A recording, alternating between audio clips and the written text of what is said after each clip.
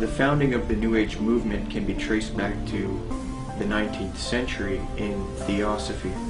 This is the group that largely popularized this belief that we are heading out of the age of Pisces and into the astrological age of Aquarius, which to them will be an age of unity of humanity, an age of enlightenment, a spiritual age of consciousness, so to speak.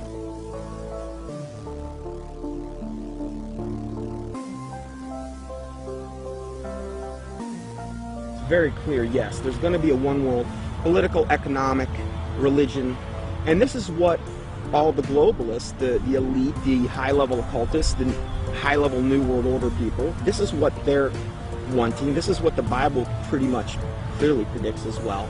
And this is obviously what we're moving to. The Freemason and One World Government advocate Zbigniew Brzezinski said the following in his work Between Two Ages, quote, "The technotronic era involves the gradual appearance of a more controlled society. Such a society would be dominated by an elite, unrestrained by traditional values. Soon it will be possible to assert almost continuous surveillance over every citizen and maintain up-to-date complete files containing even the most personal information about the citizen." This admitted New World Order agenda to create a one-world government that rules over humanity is not only political, it is also spiritual and based on what is known as the New Age. This can be verified with irrefutable documentation. Most of the Christians doing this kind of work have been silenced, so I set out across the border to speak to the few researchers that are still left. There are not many researchers left who have not been deceived by the New Age. Speaking with these people helped confirm my position even more. The New World Order exists. The elite are occultists who adhere to New Age doctrines, and they are responsible for this new trend of discrediting Christianity, Jesus Christ, and the Christian New World Order researchers. There is a voluminous amount of data that I have obtained in my research on this subject, but after watching this production, do not believe me. Don't believe a word of what I'm saying. Do your own independent research and verify this for yourself.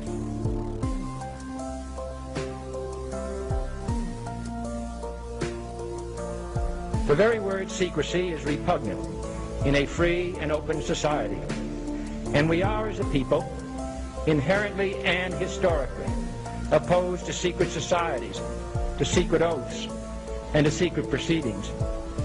For we are opposed around the world by a monolithic and ruthless conspiracy. Here's the way they look at it. Here's their metaphor.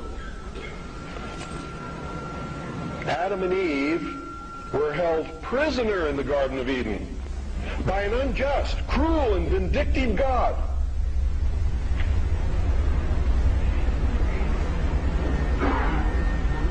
Until Lucifer, through his agent Satan, set man free from this garden by giving him the gift of intellect. Through the use of intellect, man will conquer the earth, will conquer nature, and will himself become God. It's taught in every Masonic temple in this land. Every secret brotherhood, every secret society, every mystical temple, every occult organization teaches the Luciferian philosophy.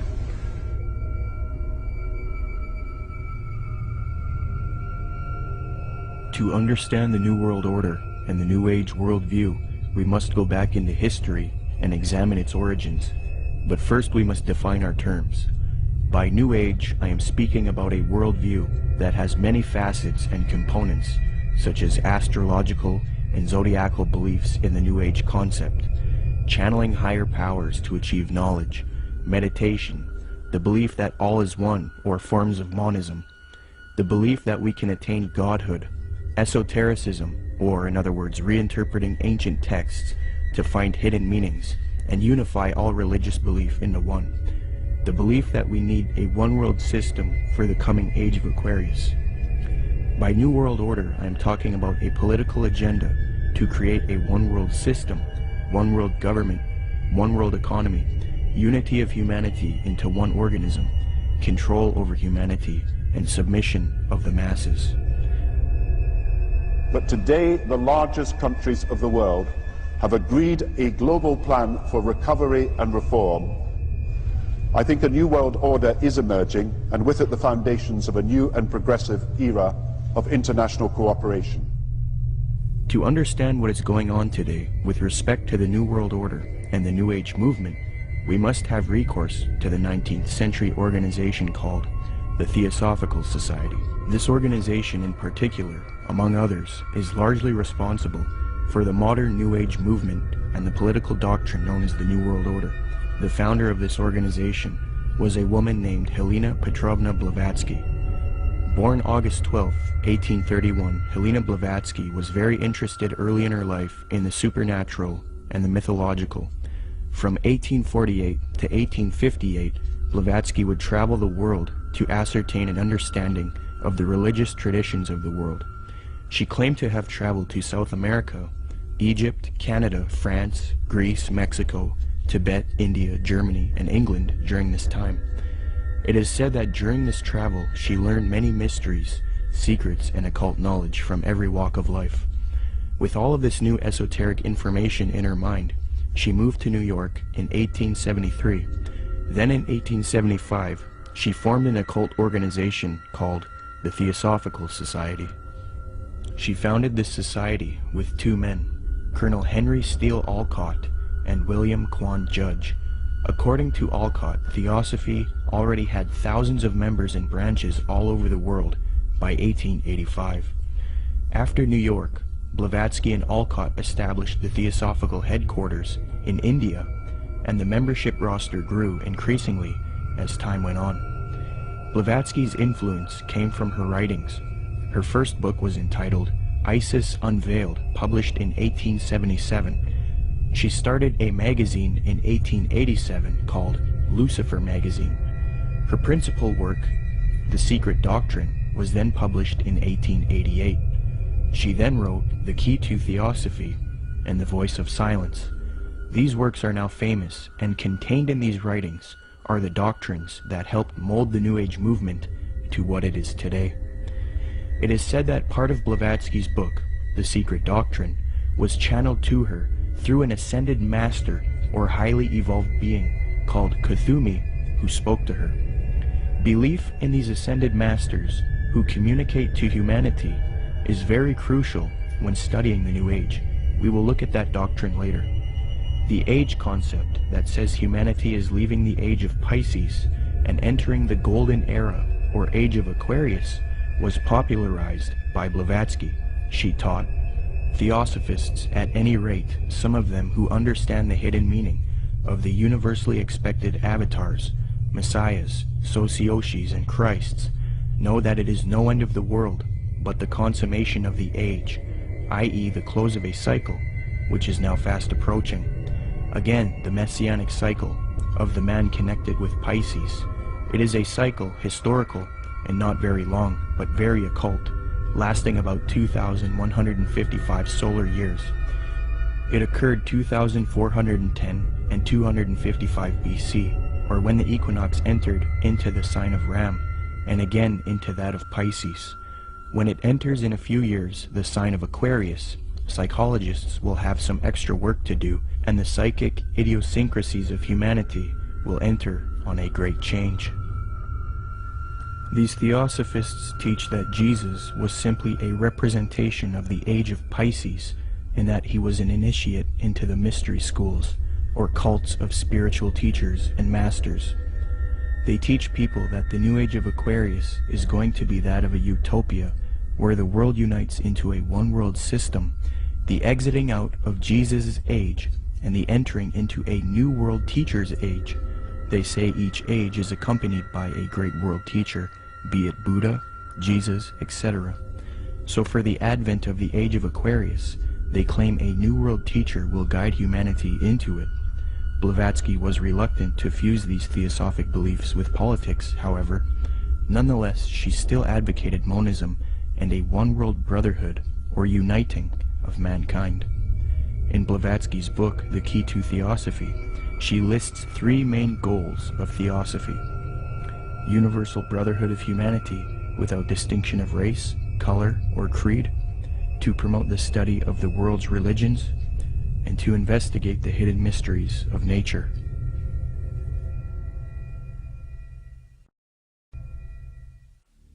As time went on, Theosophy got very popular. Many prominent figures would join the Theosophical Society from all over the world, and many popular doctrines of today's New Age movement would be molded and shaped by them. Theosophy is the first major New Age group, and they are largely responsible for many of the modern New Age beliefs, including the belief that Jesus represented the sun god. After studying the occult and the esoteric in depth, I have come to the conclusion that the Zeitgeist movement and the Zeitgeist films are based on Theosophy, Freemasonry, and the New Age. For those who are unfamiliar, in 2007, a man named Peter Joseph released a film called Zeitgeist. This film received millions of views on the internet and became very popular. Then in 2008, Zeitgeist Addendum, the sequel, came out. From there, Peter Joseph established the Zeitgeist movement. Whether Zeitgeist was a film that was intended by Peter Joseph or whoever was behind it to be what it ended up being, I don't know. But I can say that the message that's being expressed by Zeitgeist is without a doubt the most clear depiction of the mystery school ideology. And it's done in such a way to be, it's kind of what I've described as a sort of mystery schools for dummies. It's a way to get people that normally wouldn't be setting foot to any various secret societies. It's a way to indoctrinate them and get them to believe in the same sort of elitist mindset without having to go through any particular initiation. It's also usually accompanied with an idea of pride, that is that the people believe that what they believe is only for a select few, and that sort of has this way of sticking with them, and that nobody believes what I believe, and so it's sort of this elitist mindset that comes with that as well. The first Zeitgeist film was divided into 3 sections. The second section was about 9/11 being an inside job. The third section was about the corruption of the Federal Reserve. I have no real issue with the last 2 sections, but since the release of the first Zeitgeist film, Peter Joseph, the creator, has distanced himself from the 9/11 issue altogether.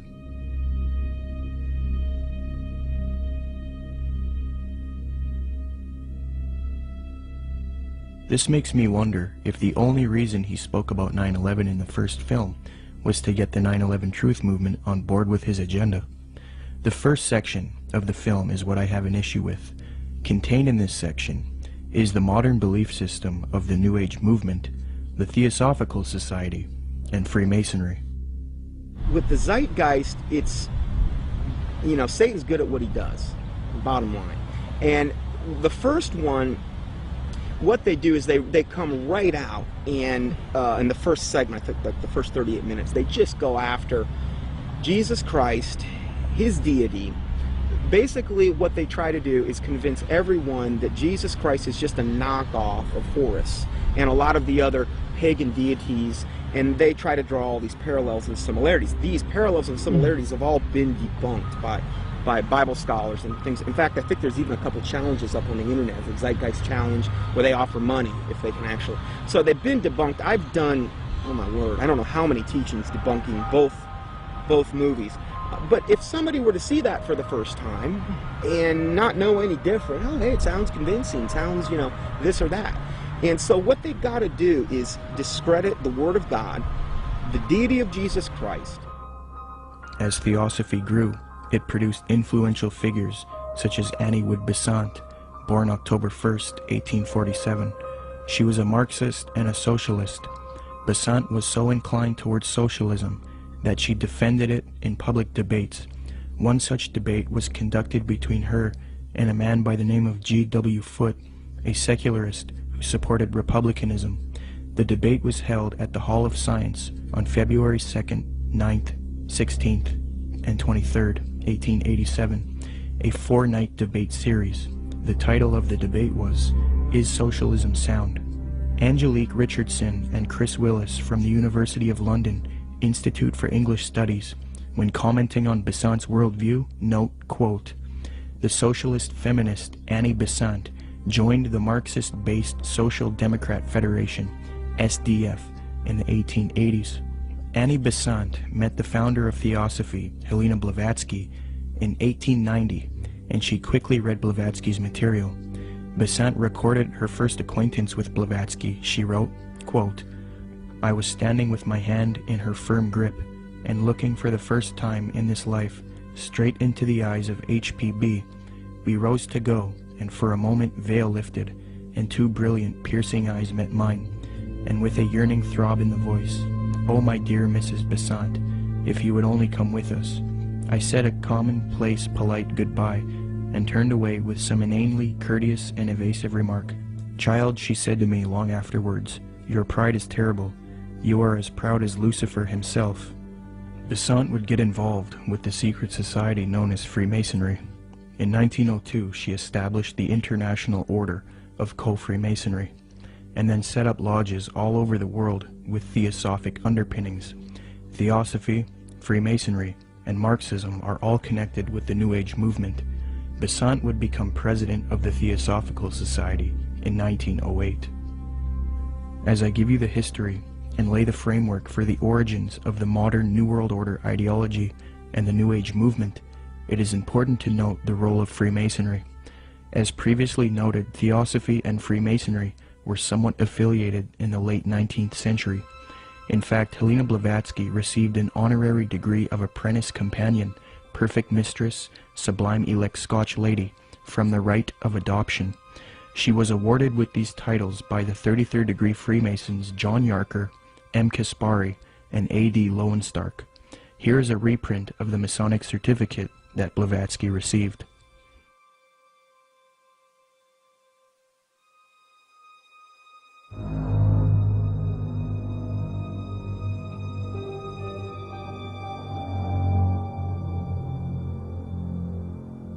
There are many different views on the origins of Freemasonry. I will present the one which I feel is the most evidenced and well documented. Modern speculative Freemasonry wasn't officially established until 1717 in London with the founding of the First Grand Lodge. Prior to that, there were Masonic lodges in the late 16th century. You first have operative Masonry involving those who would work with stone and who were part of a stone guild that built cathedrals and buildings in the Middle Ages. Around the 17th century, these operative Masons started accepting people into their craft who were not simply stoneworkers. Soon Masonry was not simply limited to stoneworkers. They then later developed into modern speculative Freemasonry of today, which involves secret handshakes, codes, symbolism, mythology, and legendary. The earliest documentation of the word Freemason is in the calendar of the coroner's rolls of the City of London. This is dated 1300-1378 AD, edited by Reginald Sharp and published in 1913. Commenting on the origins of Freemasonry, Harry Carr remarks, quote, "It developed in Britain out of the building trades and fraternities, whose history goes back some 600 years in England. I do insist, however, that our present-day speculative Freemasonry is directly descended from the operative Masonry, whose beginnings we can trace back to the earliest record of organization among Masons in 1356. As far back as 1917, as modern Masonry was already 200 years old, people were recognizing the connection Freemasonry and Theosophy had. In the 1917 work, Heresies Exposed, W. Host remarks, quote, "Freemasonry viewed doctrinally is Theosophy."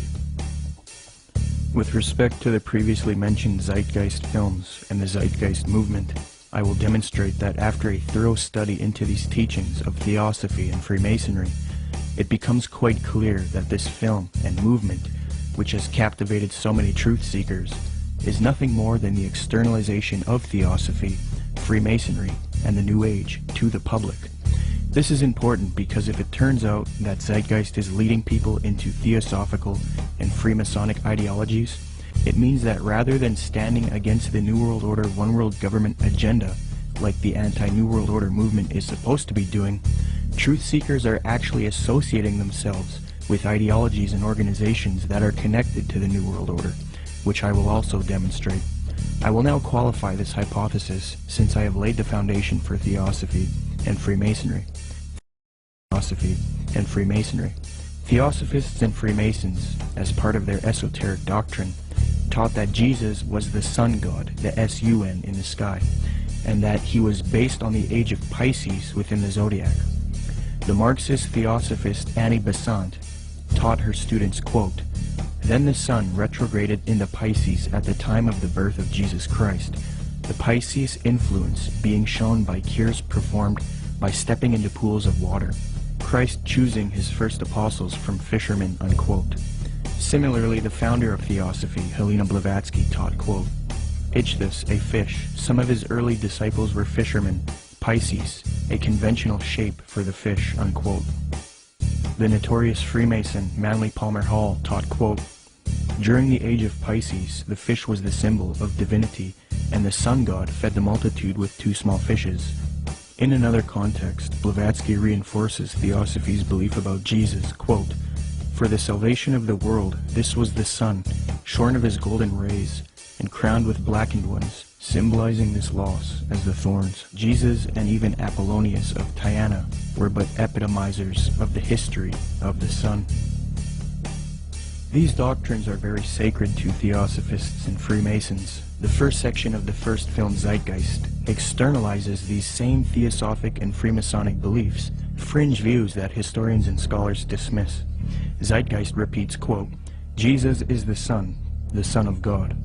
Now Jesus is the figure who ushers in the age following Aries, the age of Pisces," unquote.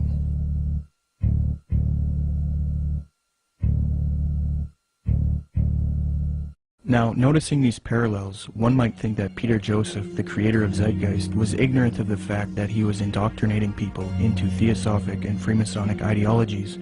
However, Zeitgeist is not only spreading these doctrines of Theosophy and Freemasonry, but Zeitgeist also associates itself with prominent Theosophists, Freemasons, New Agers, and occultists in their own transcript for the film, leaving little debate as to the connection it has to these groups.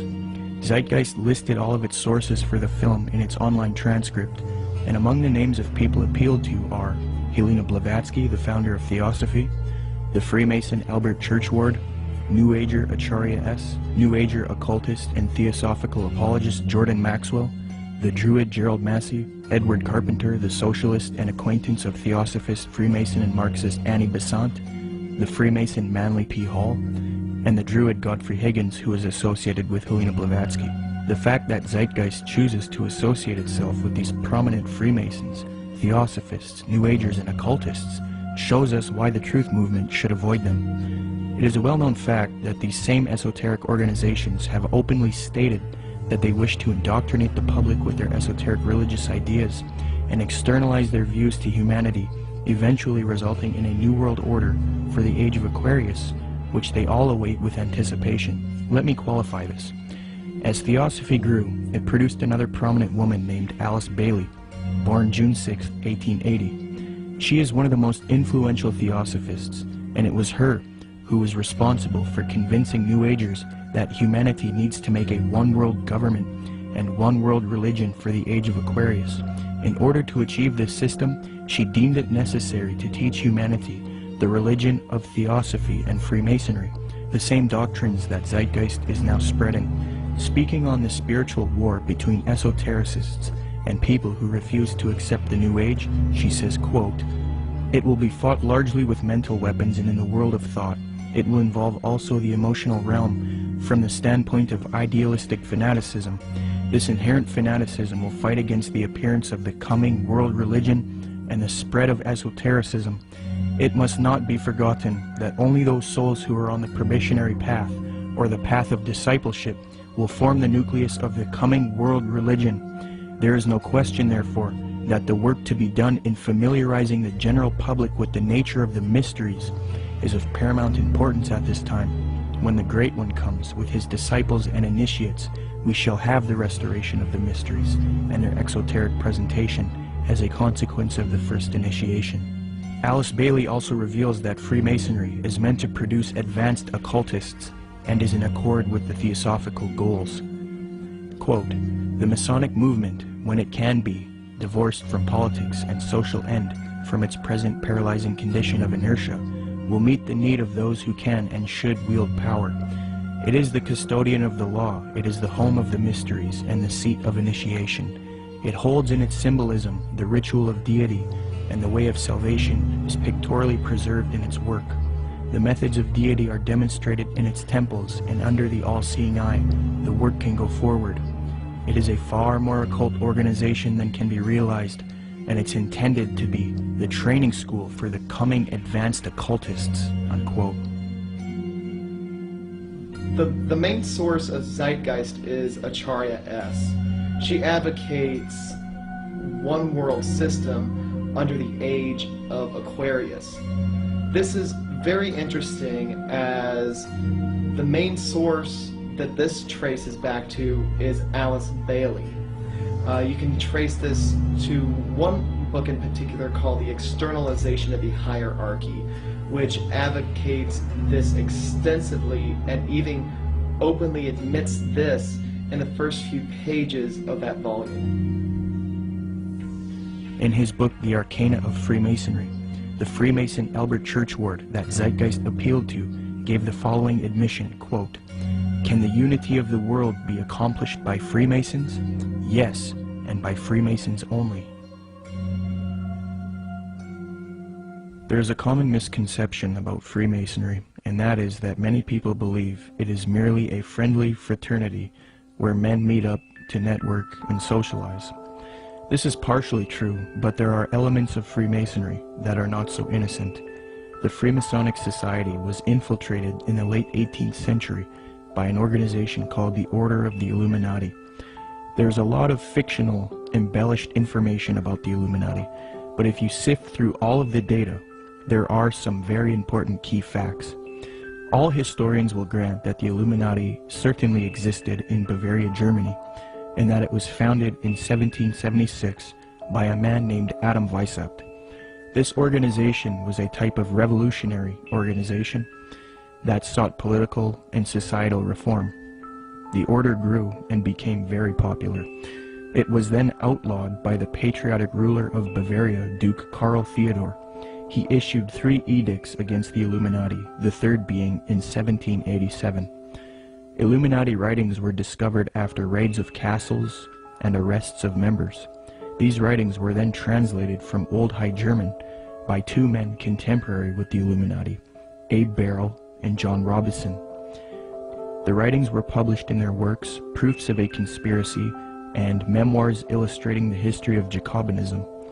The writings revealed that the Illuminati wanted a one-world system ruled by them, the overthrow of religion, and the infiltration of Freemasonry to achieve this, so that they could operate under another name and occupation.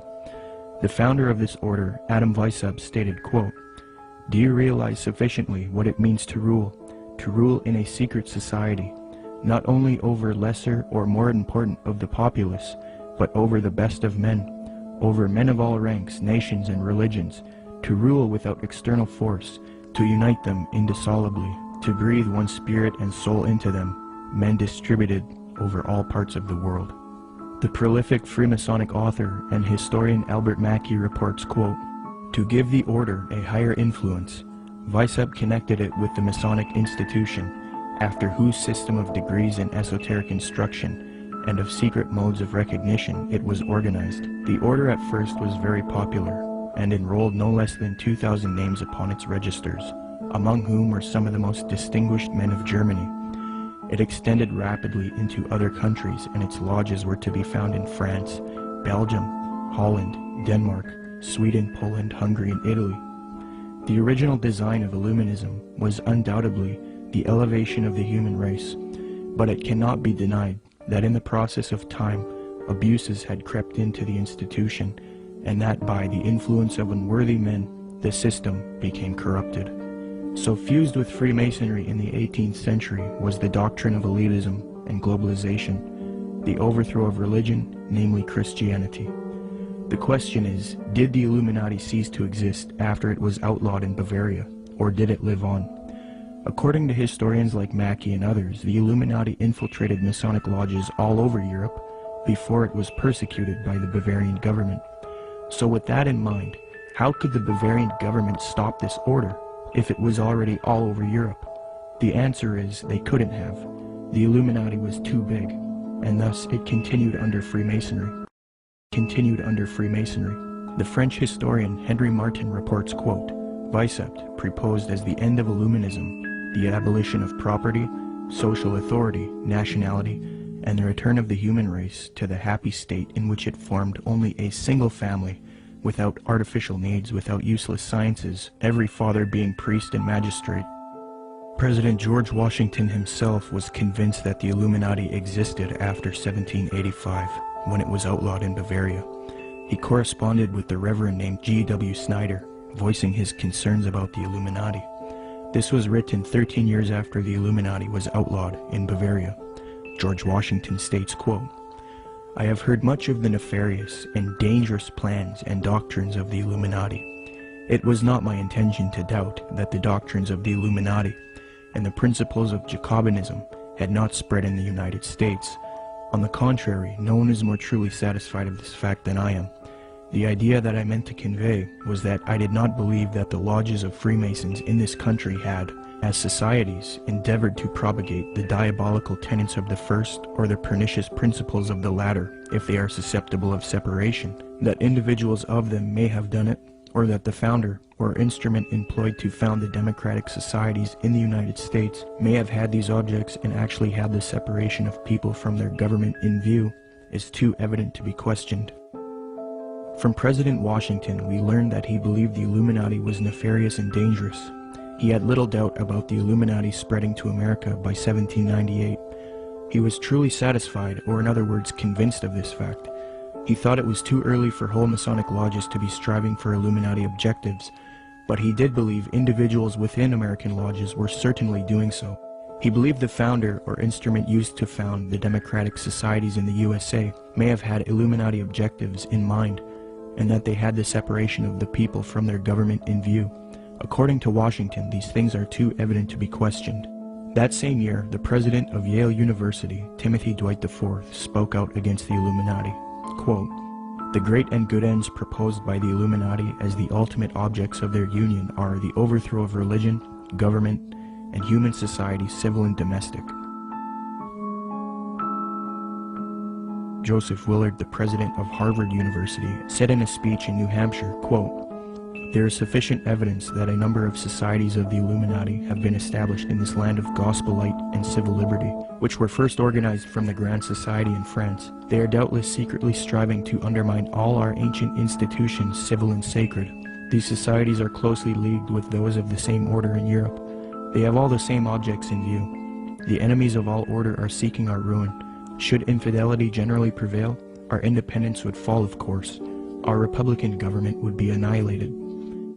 Speaking on this new Freemasonry that was infiltrated by Illuminati elitist doctrines, John Quincy Adams, the 6th President of the United States, remarked, quote, I do conscientiously and sincerely believe that the order of Freemasonry, if not the greatest, is one of the greatest moral and political evils. Because this Illuminati doctrine of globalization and societal reform was fused into Freemasonry, later prominent Masons started voicing their anticipation of a new world order, one world system.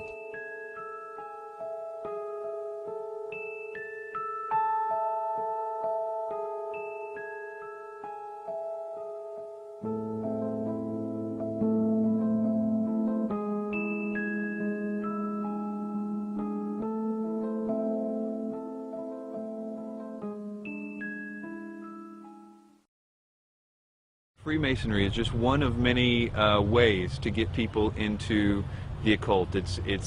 But even more than that, it's able to get them into a really sort of packaged way to produce people that can be used in a more mechanical way in the system. That is, that they can be put into places of power to turn a lot of the gears and things like that. Let me demonstrate that the high levels of Freemasonry and Theosophy are now simultaneously striving for a new world order, one world religion. Their dogma is that for the upcoming age of Aquarius, humanity needs to unite into a one world government or new world order. The former Supreme Grand Master of the Fraternity of the Rosy Cross, or FRC, Reuben Swinburne Clymer, wrote in his work Ancient Mystic Oriental Freemasonry, quote, "Mystic Masonry is not only the key to the religion taught to all men in all ages from the very beginning of conscious life up to the present, but it holds the keys to these religious and is, in fact, the very repository of religion itself. It has for its object the uniting of mankind into a universal brotherhood." The 19th and 20th century Freemason and Rosicrucian Arthur Edward Waite admitted that secret societies he was involved with control political, scientific, and religious affairs. Waite believed that these societies always existed in every nation and are connected to modern societies, which I believe can be disputed. But nonetheless, he stated the following in his work, The Real History of the Rosicrucians, quote, "Beneath the broad tide of human history, there flow the stealthy undercurrents of the secret societies, which frequently determine in the depths the changes that take place upon the surface. These societies have existed in all ages and among all nations, and tradition has invariably ascribed to them the possession of important knowledge in the religious, scientific, or political order, according to the various character of their pretensions," unquote.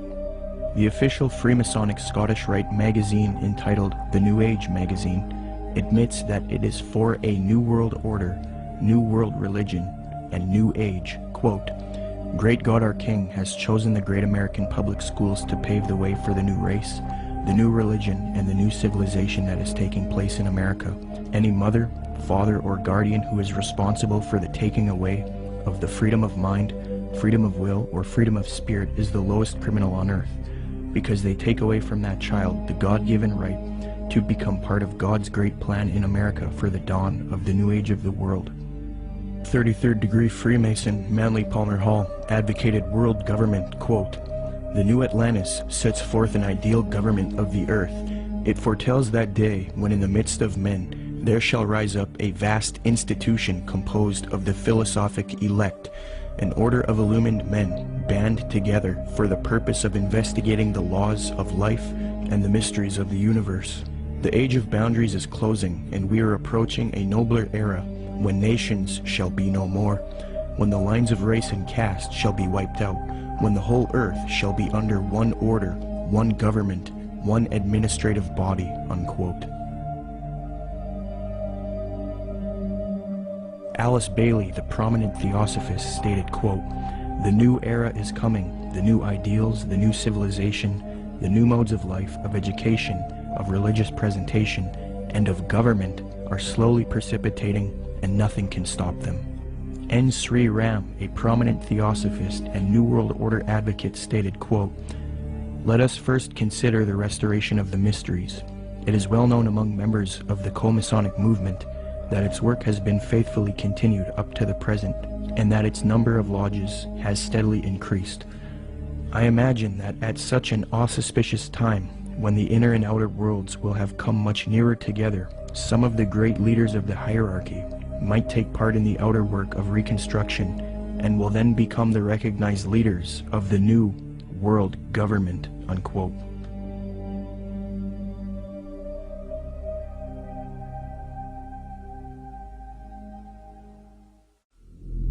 Now, this was written by Manly P. Hall. Manly P. Hall was both a Grand Master within Freemasonry, and he was a Grand Master in the Illuminati.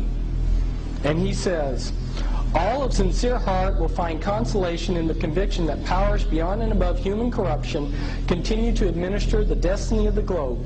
It would be a mistake to confuse the governing bodies with the various sects which pretend to authority but give no indication or proof that they can manage efficiently even their own affairs."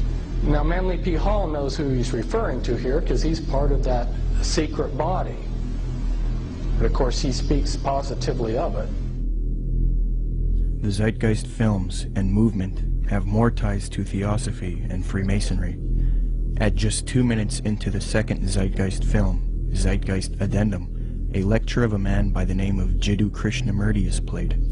Jiddu spent much of his childhood in southern India. Jiddu's father was a member of the Theosophical Society in southern India. When Jiddu was a boy, he was discovered by the theosophist C.W. Ledbetter. Ledbetter was a man who was brought up on charges of immoral behavior with young boys, yet he still had a close relationship with the president of Theosophy, Annie Besant. Ledbetter and Besant would adopt Jiddu and take him to England. They raised him and brainwashed him into the theosophic esoteric teachings. They were convinced that he was their return of the Christ and that he would lead humanity into the age of Aquarius as the world teacher for the new age. Jiddu thought he was the Christ for many years due to being brainwashed, and he would give lectures speaking with authority on esoteric and occult matters. However, Jiddu became reluctant and after many years decided not to be the Christ of Theosophy. He was a false Christ, and he later departed from Theosophy. He did retain connection with Theosophists and devoted the later part of his life to giving lectures on New Age spirituality. He authored many books on the subject as well.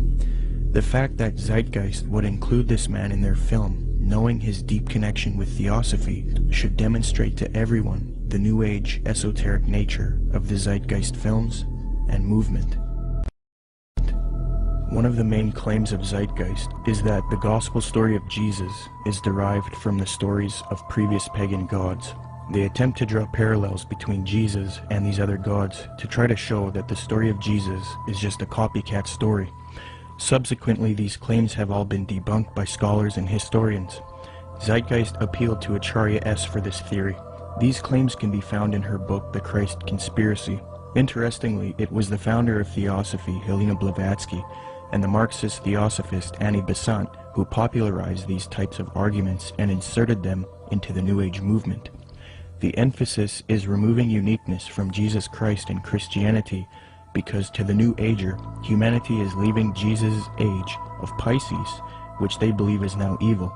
According to them, many people are still stuck believing in Christianity, holding the world back from their new spirituality.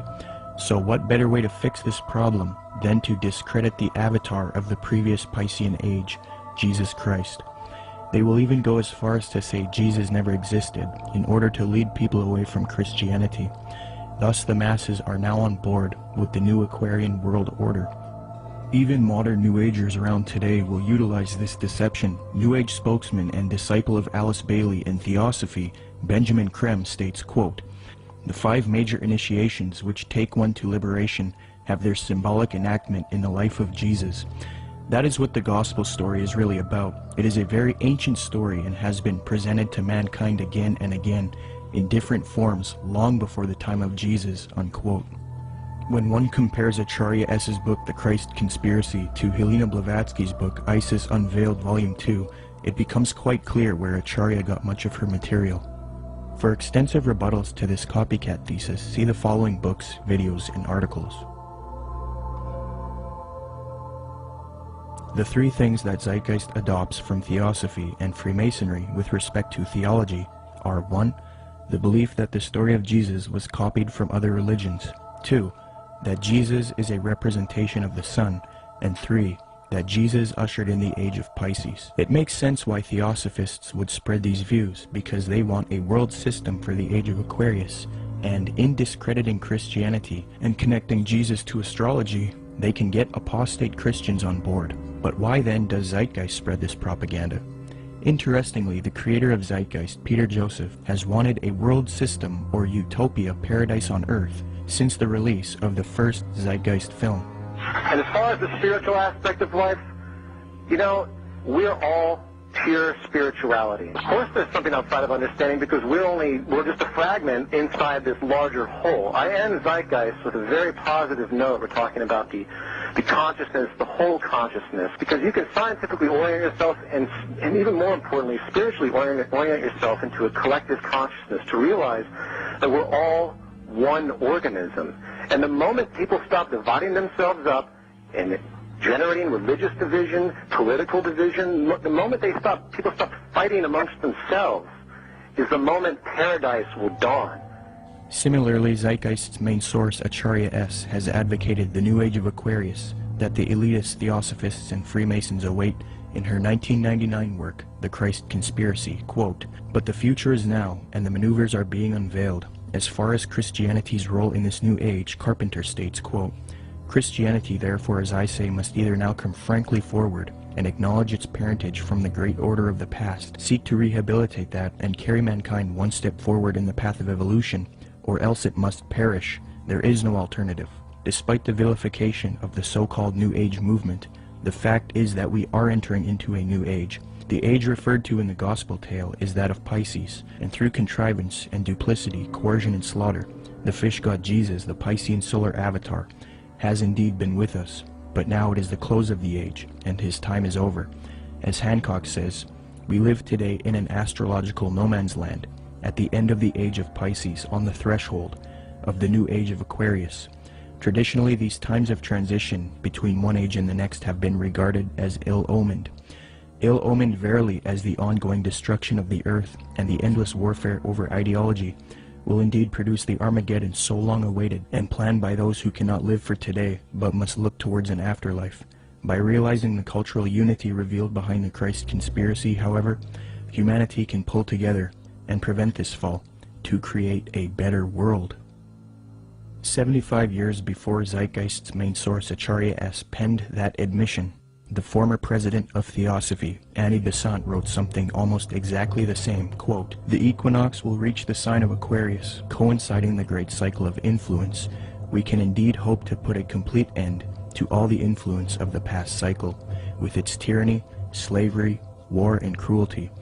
This is one of the great transitional epochs, and the karma before humanity as a whole, and to every group in particular, is to reform itself from slavery, female subjection, war, and cruelty, and establish a civilization based on humanness and interest in spiritual matters." New Age author Gail Fairfield explains what is expected for the supposed upcoming age of Aquarius. She states, quote, "The sign of Aquarius is the sign of focused concepts. It concentrates intently on developing its ideas and then applies them to the betterment of humankind. It has talent for rapidly correlating all the information available into a political, ethical, spiritual, technological system.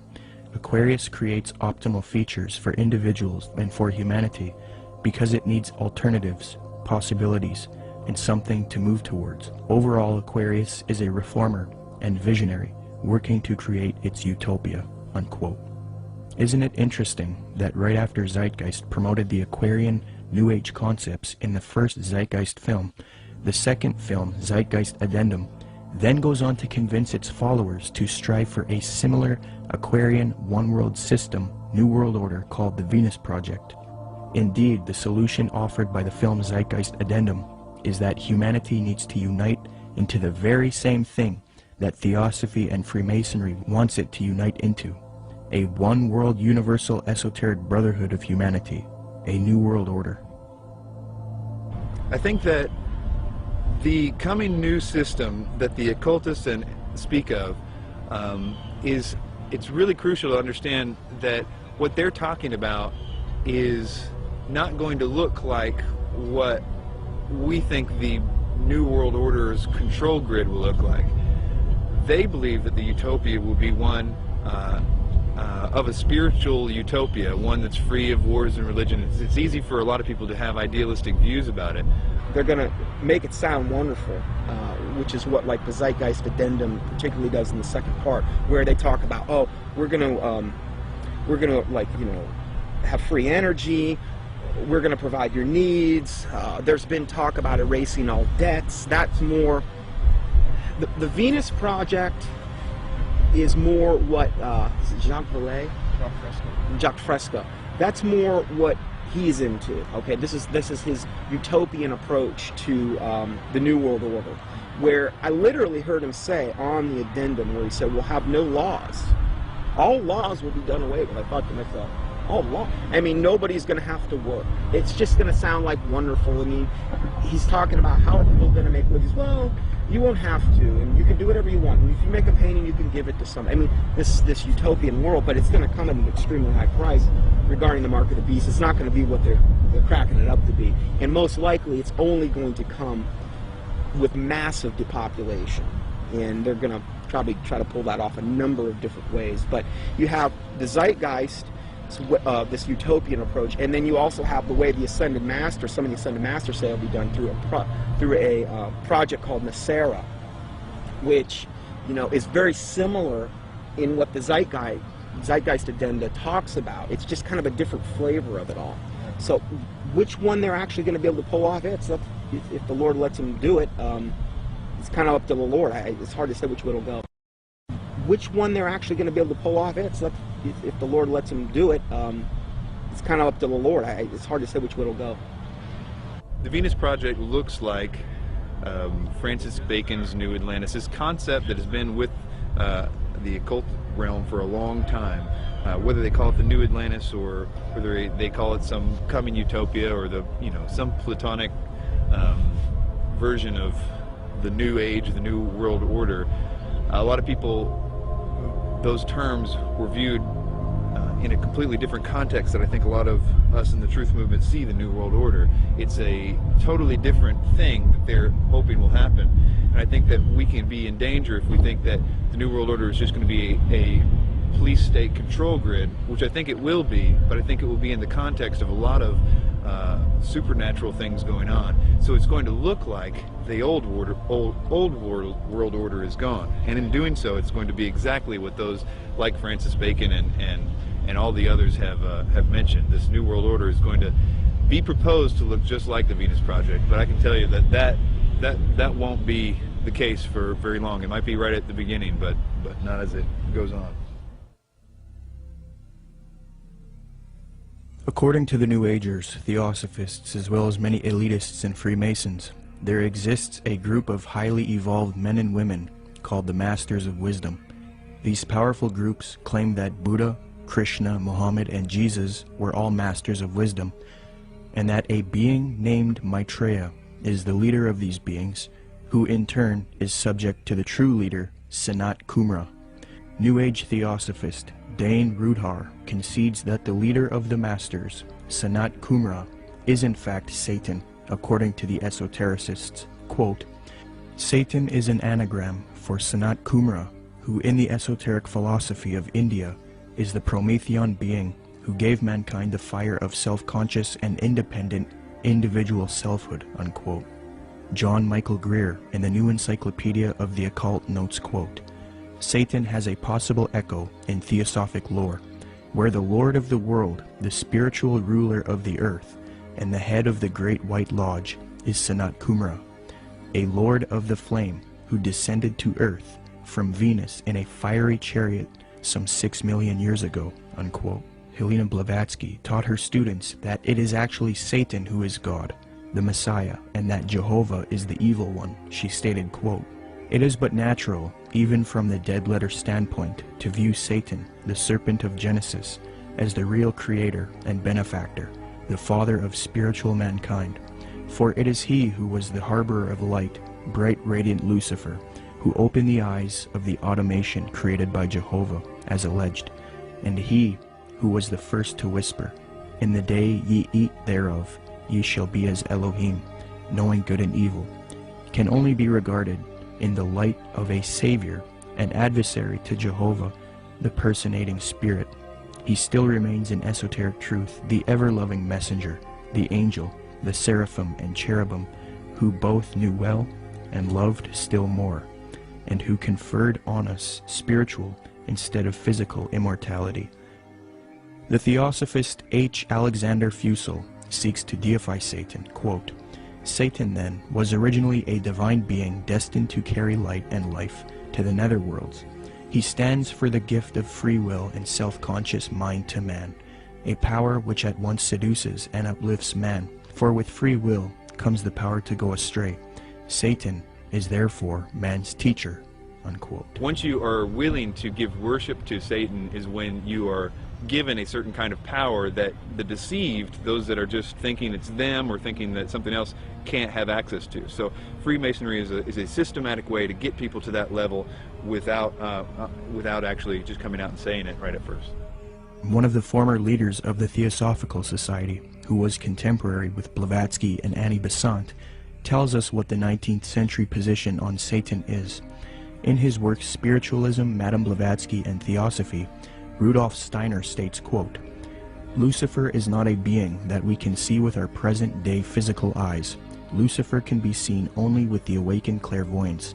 Seen clairvoyantly, in fact, Lucifer is a particular being who was left behind during the moon phase of evolution, unquote. N. Sri Ram, who often gave lectures at the United Nations, a major theosophist and writer for Lucifer magazine, clarifies, quote, "The adversary, or Satan, is no other than Lucifer, the light-bearer, the bright morning star. He is the initiator, awakening the divine faculties of intellect on man. He is the king of the fallen angels, spirits from higher spheres, who descended among primitive mankind of the third race, to develop in man and endow him with his self-conscious mind, or manus," unquote. Theosophy teaches that Satan or Lucifer is actually a divine being who saves humankind and brings him consciousness. Many modern influential New Agers who are deceived by Theosophy repeat the same theme.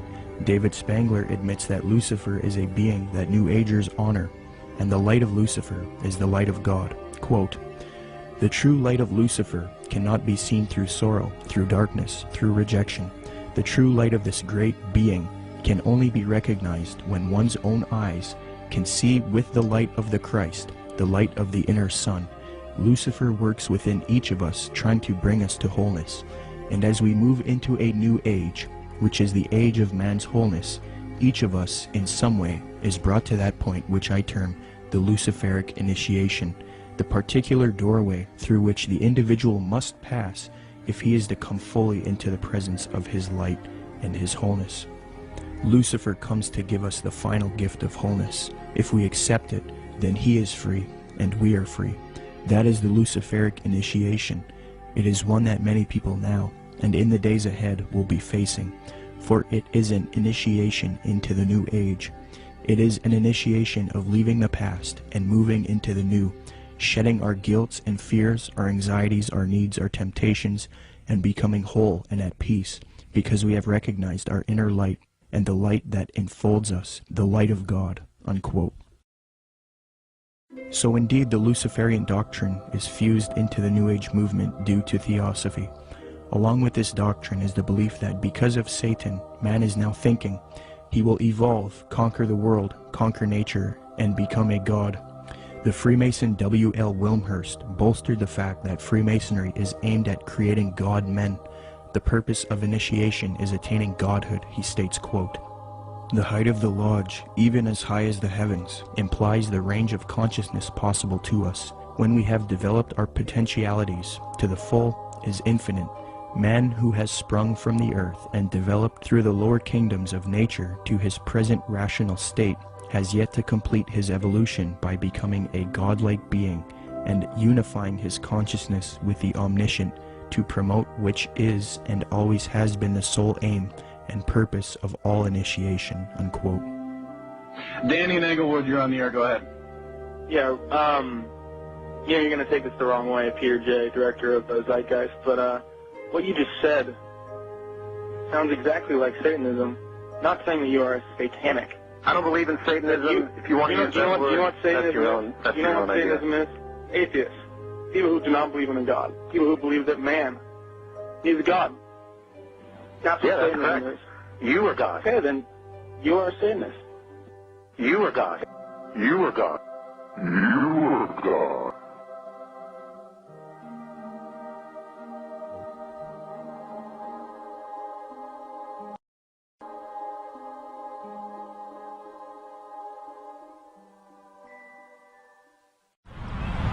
Okay, can you tell us about Benjamin Creme, Maitreya, and the Ascended Masters? Okay, well, Benjamin Creme was born in 1922, and in 1959 he was contacted by one of the masters, Ascended Masters. They don't really get real specific who actually contacted him first, but what they did is asked him if he wanted to participate in this coming, where he would actually talk about and be kind of like the John the Baptist for the coming Maitreya, as they called him. And he accepted, and in 1975 he started Share International, which is kind of like the mouthpiece for who they call Lord Maitreya. And in 1977, Maitreya actually made according to them, his physical appearance, where he came from the Himalayas, and supposedly he occupied a body, came in on a plane from the Himalayas, and they even used that whole thing about him coming from the Himalayas in 1977 to say that this fulfills the Bible scriptures where it said he will come in the clouds, which is such a joke. But so Maitreya has really been, or Benjamin Creme has really been, like, again, the kind of like the false version of John the Baptist for Maitreya ever since, really. He's went around, lectured. He lectures at different various occult groups. He lectures at Masonic halls and these types of things, places where he feels comfortable at.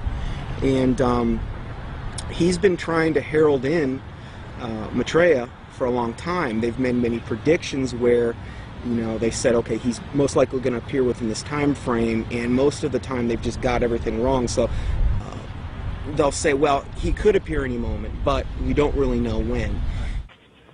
The New Age religion, folks, is going to have a worldwide leader, a charismatic political and religious leader that they call Lord Maitreya.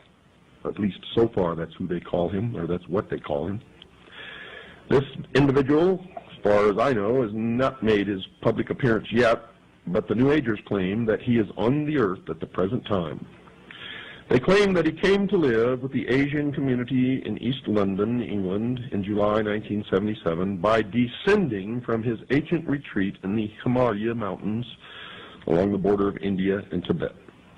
They further believe that his imminent emergence into full public view is assured.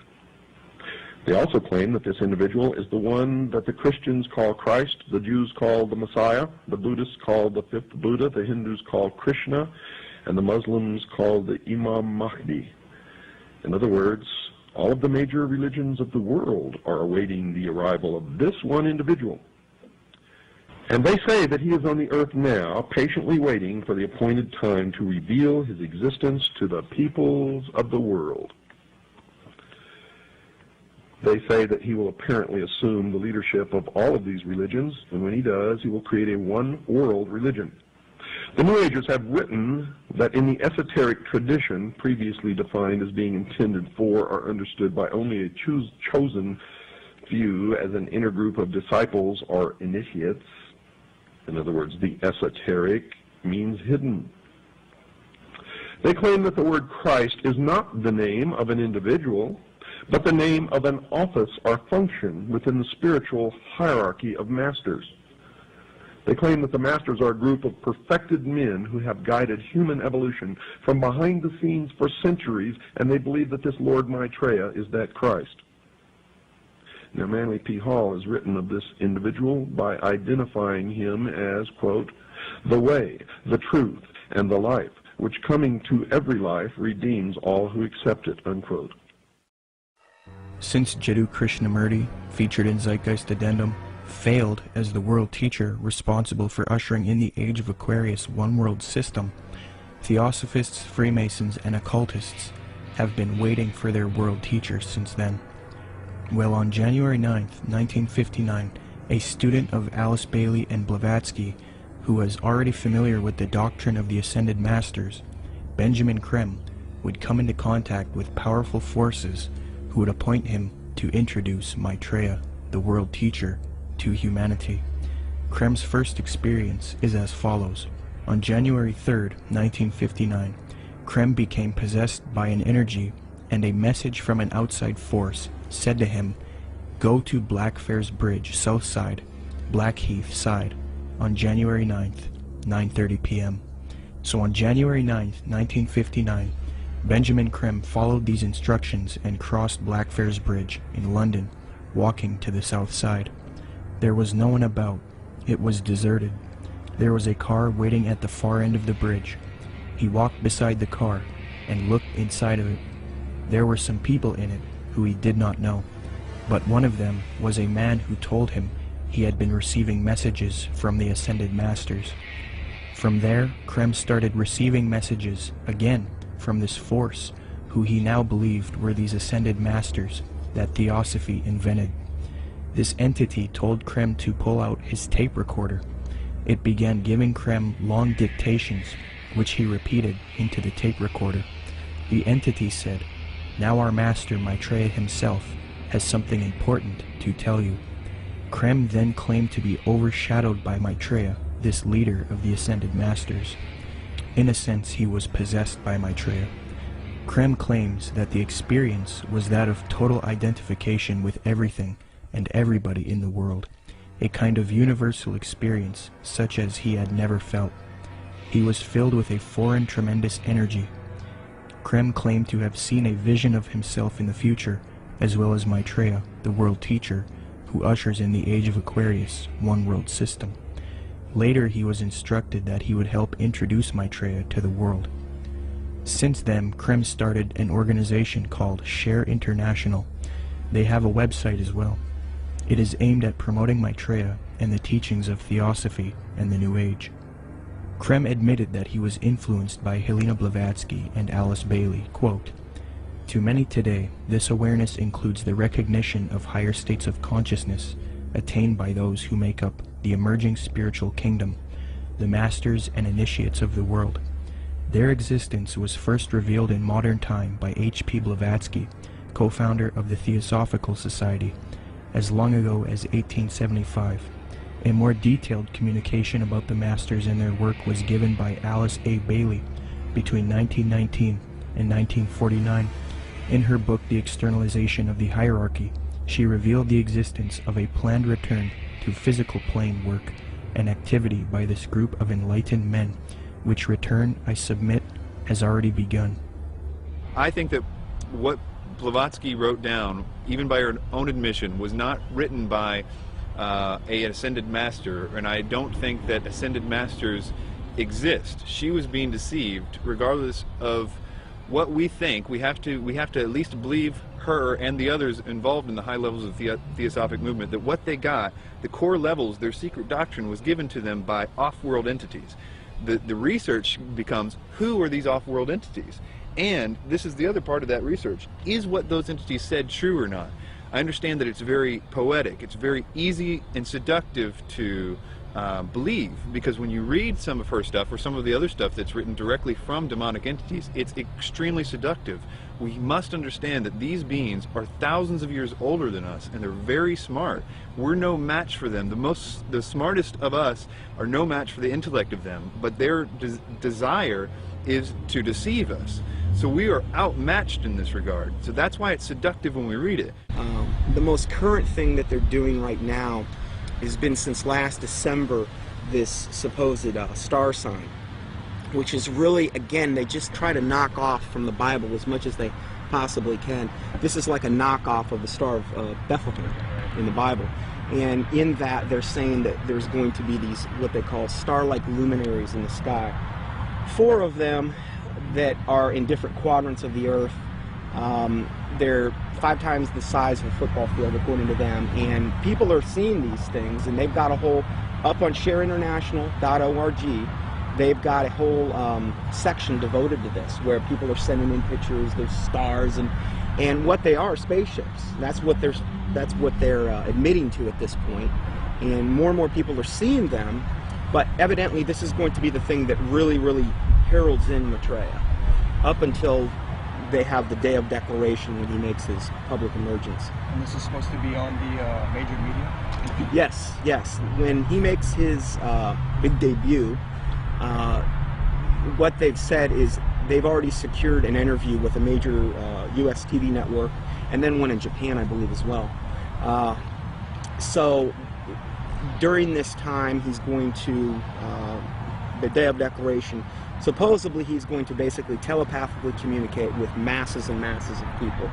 They supposedly will hear them in their own language, they'll be able to comprehend him, supposedly they'll feel this infinite love, and there will be many also supposed miraculous healings taking place around the world at the same time. And most likely, this day of declaration will come on the heels of some or multiple cataclysmic events, most likely the first thing being an economic meltdown, which is what he's predicted way back from the 90s. And what does Maitreya promise? What does he want to achieve? What are his goals? Well, you know, if you look at the word Share International, which is the name of the site, you know, if you read what he says, he wants the world resource sharing of the world. He doesn't want there to be any, supposedly, any inequalities of the world. You know, you look at what he says that he is. He says that he is the Christ that the Christians are expecting, the Messiah the Jews are expecting, the fifth Buddha the Buddhists are expecting, Krishna the Hindus are expecting, and Imam Mahdi that the Muslims. So he's kind of everything rolled up into one. He's like the total package. He's going to give and be able to unite and put all of the various and different religious systems, the major religious systems, all on the same page. And the Bible says that when the Antichrist comes, he's going to come with all lying, power, signs, and wonders. And he's going to deceive the whole world by which the miracles that he's going to do. So he's taking credit for every single miracle that's going on right now, whether it's a Marian apparition, which would be to him the ascended master Mary, because he's got a whole band of masters that he's going to be coming with. And so he's taking credit for everything. Every miracle that you're seeing going on in the world right now, whether it's a Catholic miracle, whether it's some type of energizing of the water, whether it's some bleeding statue, whether it's, you know, some Hindu miracle, crosses of light, they've seen those in different and various churches. He's taking credit for all of that. And I think what we're going to see and what he says we're going to see, in fact, I just read this in their last report, Benjamin Krem has said also with the UFO sightings, he says they're going to increase up until the time when he makes his emergence. And he's going to come on the scene. He's going to be able to explain all of this and try to put everybody on the same page. My personal belief is that the Antichrist, or the world teacher, will seem to actually be Christ, in the sense that he will seem to destroy some old system and some old bad leader. And I think that it will somehow be tied to, I don't know, this is my guess, but it will somehow be tied to some sort of fake or alien invasion or presence of some sort.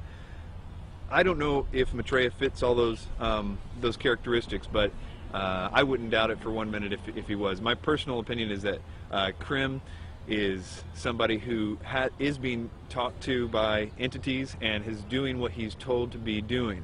But you have to understand, a lot of times with people that are channeling entities like that, they oftentimes do and say things that don't come true, because the demons themselves don't know when. They're still on a timeline that they can't tell when something's going to happen. So they're always keeping something ready to happen in case, when they finally can. So in the case of that, like if you look at the Blossom Goodchild thing and these ideas that were consistently put out by channeled entities and things, it never came to pass because they don't have control over the timeline. They just have to always be ready.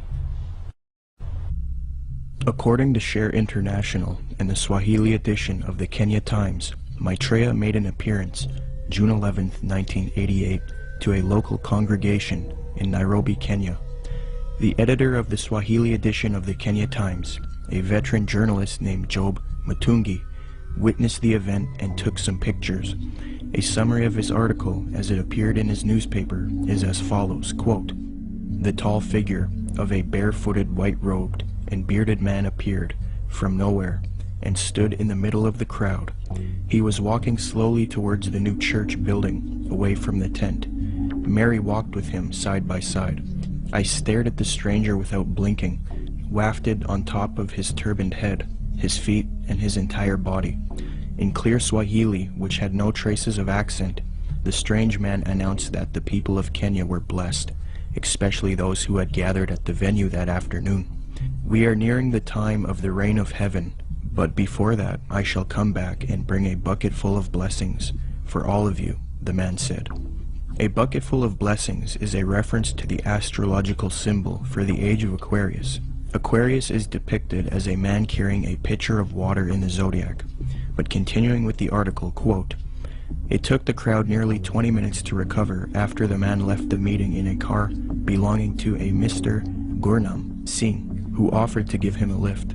But it will probably take Mr. Singh his lifetime to recover from the shock he got 2 minutes later. On reaching the bus terminus, the man informed Mr. Singh to stop the car. On getting out, he walked a few paces beside the road and simply vanished into thin air." New Age expert and attorney Constance Cumby, author of The Hidden Dangers of the Rainbow, had stumbled onto this Maitreya figure in her research in the 80s. Her book, published in 1983, was the first book to give a full expose on Maitreya and Benjamin Creme. On page 21, she notes a Denver Post interview conducted by Jack Kissling speaking to Benjamin Creme, quote, "Won't the advent of a single world religion annoy the hierarchies of all the current Orthodox religions?" I asked. "More than that," he said with a smile. "They will be shocked. I dare say they will be among the last to accept the Christ." But according to Kissling, Creme said confidently, "It will come because it must. We will begin to live," he said, "as potential gods," unquote. Constance Cumby also notes that Creme is a Luciferian by citing a WLAC radio interview, quote, "In a November 9, 1982 radio interview over WLAC, Nashville, Benjamin Creme told the entire Bible Belt that Lucifer came to planet Earth from planet Venus 18.5 million years ago and made the supreme sacrifice for us," unquote. Constance Cumby had direct contact with Benjamin Creme face-to-face in Detroit, Michigan. I had the opportunity to meet this brave woman, and she showed me the place in which she had attended a lecture by Benjamin Creme.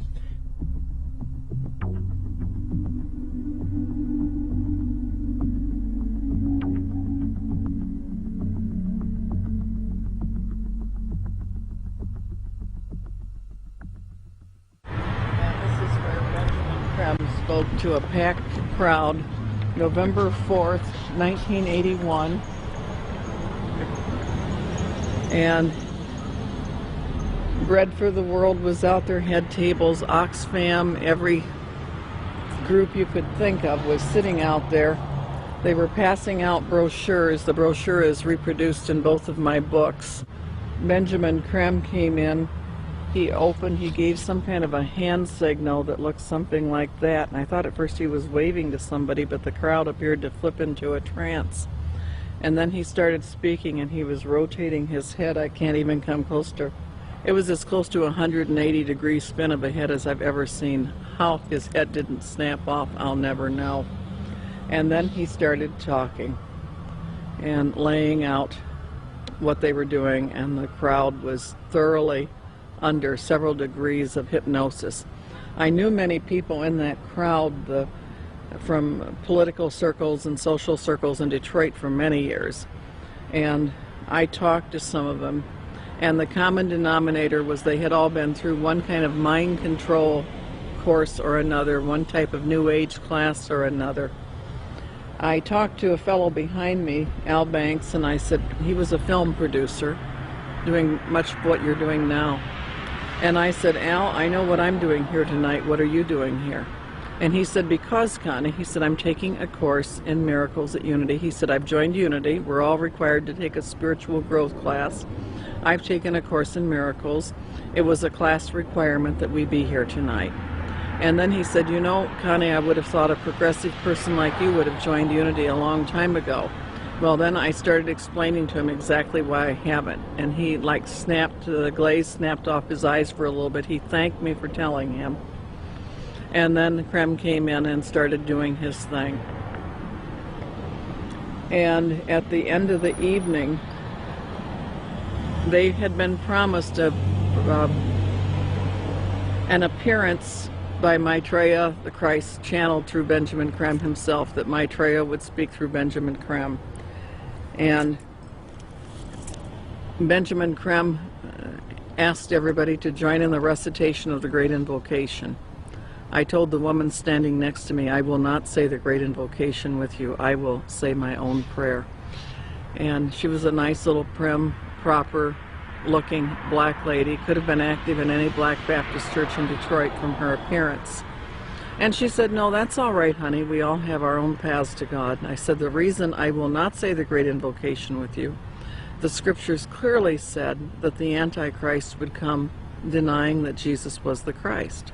I said, "Benjamin Creme has denied it all evening and said Jesus was not the Christ and this Maitreya was."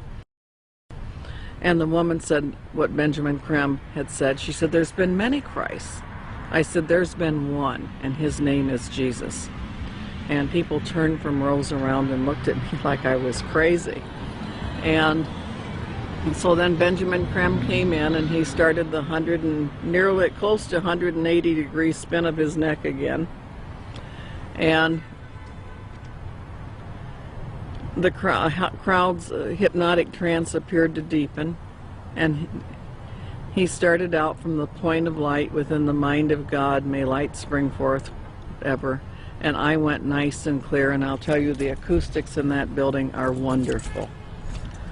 I said, Our Father, who art in heaven, hallowed be thy name. Thy kingdom come, thy will be done. And I did that each and every stanza. And they got down to the last part, said, may light and love and power fulfill the plan on earth, and may it seal the door where evil dwells. And I said nice and loud and clear, I said, may Jesus Christ return to earth and end the evil present in this room tonight. Well, the funniest thing happened, or may I say it did not happen. Benjamin Creme stood there. He waited, and he waited. He clearly was watching for something to come over him, and it didn't happen. And he finally said to the crowd, he said, that will be all. You are dismissed. And of course everybody was extremely disappointed. And we went to the door, and I went walking out. I had brought some co-spies with me. They were kind of chickening out at that point and waiting for me. They were afraid of being ripped limb to limb. And I stood down there, and a number of those people knew me, and they were just furious with me. And I stood there calm, cool, and collected, and I said, well, I said, if you're Maitreya the Christ, Betreya the Christ, or whatever his name's supposed to be, or everything he's cracked up to be, one lousy Christian in there saying the Lord's Prayer shouldn't have stopped him. And Benjamin Creme has never come back to Detroit, although that was probably the most successful night financially and crowd-wise that he'd had in the United States. The following is a video taken in Iraq at a Shia Muslim festival. Share International and Benjamin Creme have put out that this is indeed an appearance of Maitreya, the supposed world teacher for the age of Aquarius, one world government. Commenting on this video, Share International reports, quote, Imam Mahdi, unexpected appearance, proclaims the title of a video posted on YouTube. A miraculous figure of glowing brilliant white light appeared on a video filmed in Karbala, Iraq, on the night of Ashura, 6 January 2008. This Shia Muslim ceremony commemorates the martyrdom of the grandson of the Prophet, Hussein, whose tomb is in Karbala. Benjamin Creme's master confirms that the light figure is Maitreya, Imam Mahdi to the Muslims, and that his dance-like movements with a sword remind us of his coming with the sword of cleavage. Could this be real, or is it a hoax? Is Maitreya real, or is he a hoax? Whatever the case may be, it turns out that it is not only New Agers and occultists who believe in this Maitreya, but politicians, presidents, and elitists also follow Maitreya.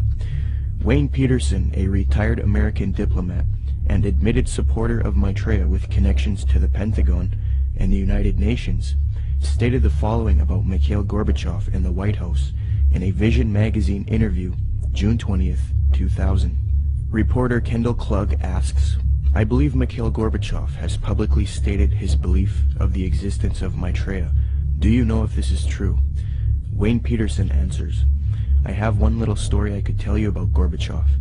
A friend of mine who has worked with the World Bank went to the Heads of State Conference in Europe and gave a speech where he borrowed many of Maitreya's ideas for economic reform out of a book by Benjamin Creme that I had given him.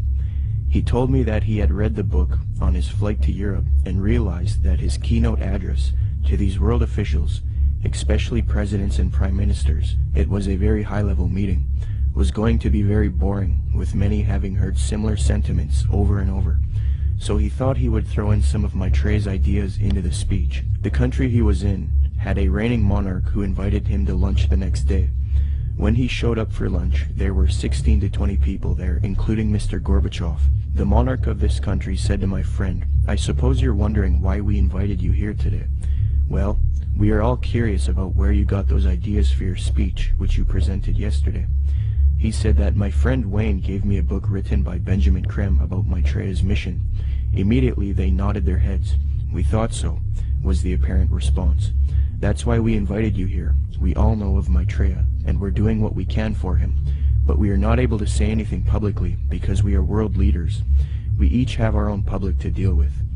Only one person there stood up and said that they could use his name to legitimize these sightings, and that was Mikhail Gorbachev. He was the only man in the room who would say, "Use my name if you want." The reporter asks, "Do you think President Clinton has had an experience with Maitreya?" Wayne Peterson: "I don't know if President Clinton has. I believe that former President Bush has. We used to have transmission meditation groups that Maitreya had asked us to do around Washington, D.C. People who were interested in Maitreya and the reappearance story would get together once a week in Georgetown, in the home of President Bush's main counselor at the White House.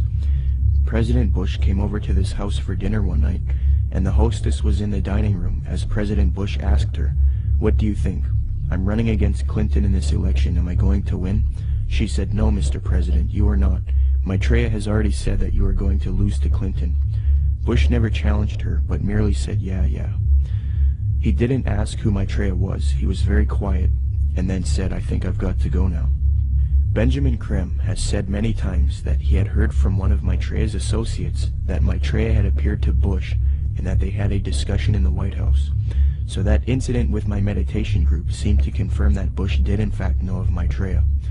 I do know people in the White House have been visited by Maitreya many times, and the people I'm talking I've seen on the front page of the Washington Post, standing next to the president." In a December 19, 2008 London Telegraph article, major media organization, Mick Brown praises Maitreya and Benjamin Creme, stating, quote, "This week has come encouraging news for anyone with an interest in signs and wonders, or desperate for a chink of light in the prevailing gloom, which probably means most of us. A savior is at hand."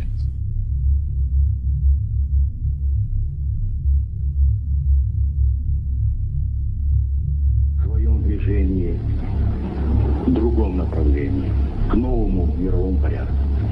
I think even that does not describe why the world has changed so much and why the world has turned so much toward a new world order and a new kind of civilization.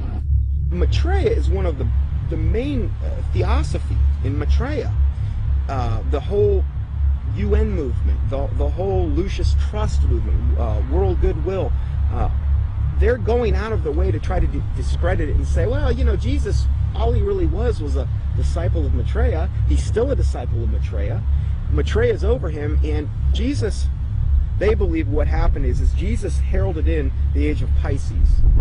Now what we're going to be doing is now we need to herald in the age of Aquarius. This is where the New World Order comes in, and this is what Maitreya is going to bring. So we're going to de-emphasize Jesus, and we're going to move over to Maitreya. Jesus is just a disciple of Maitreya anyway, according to them.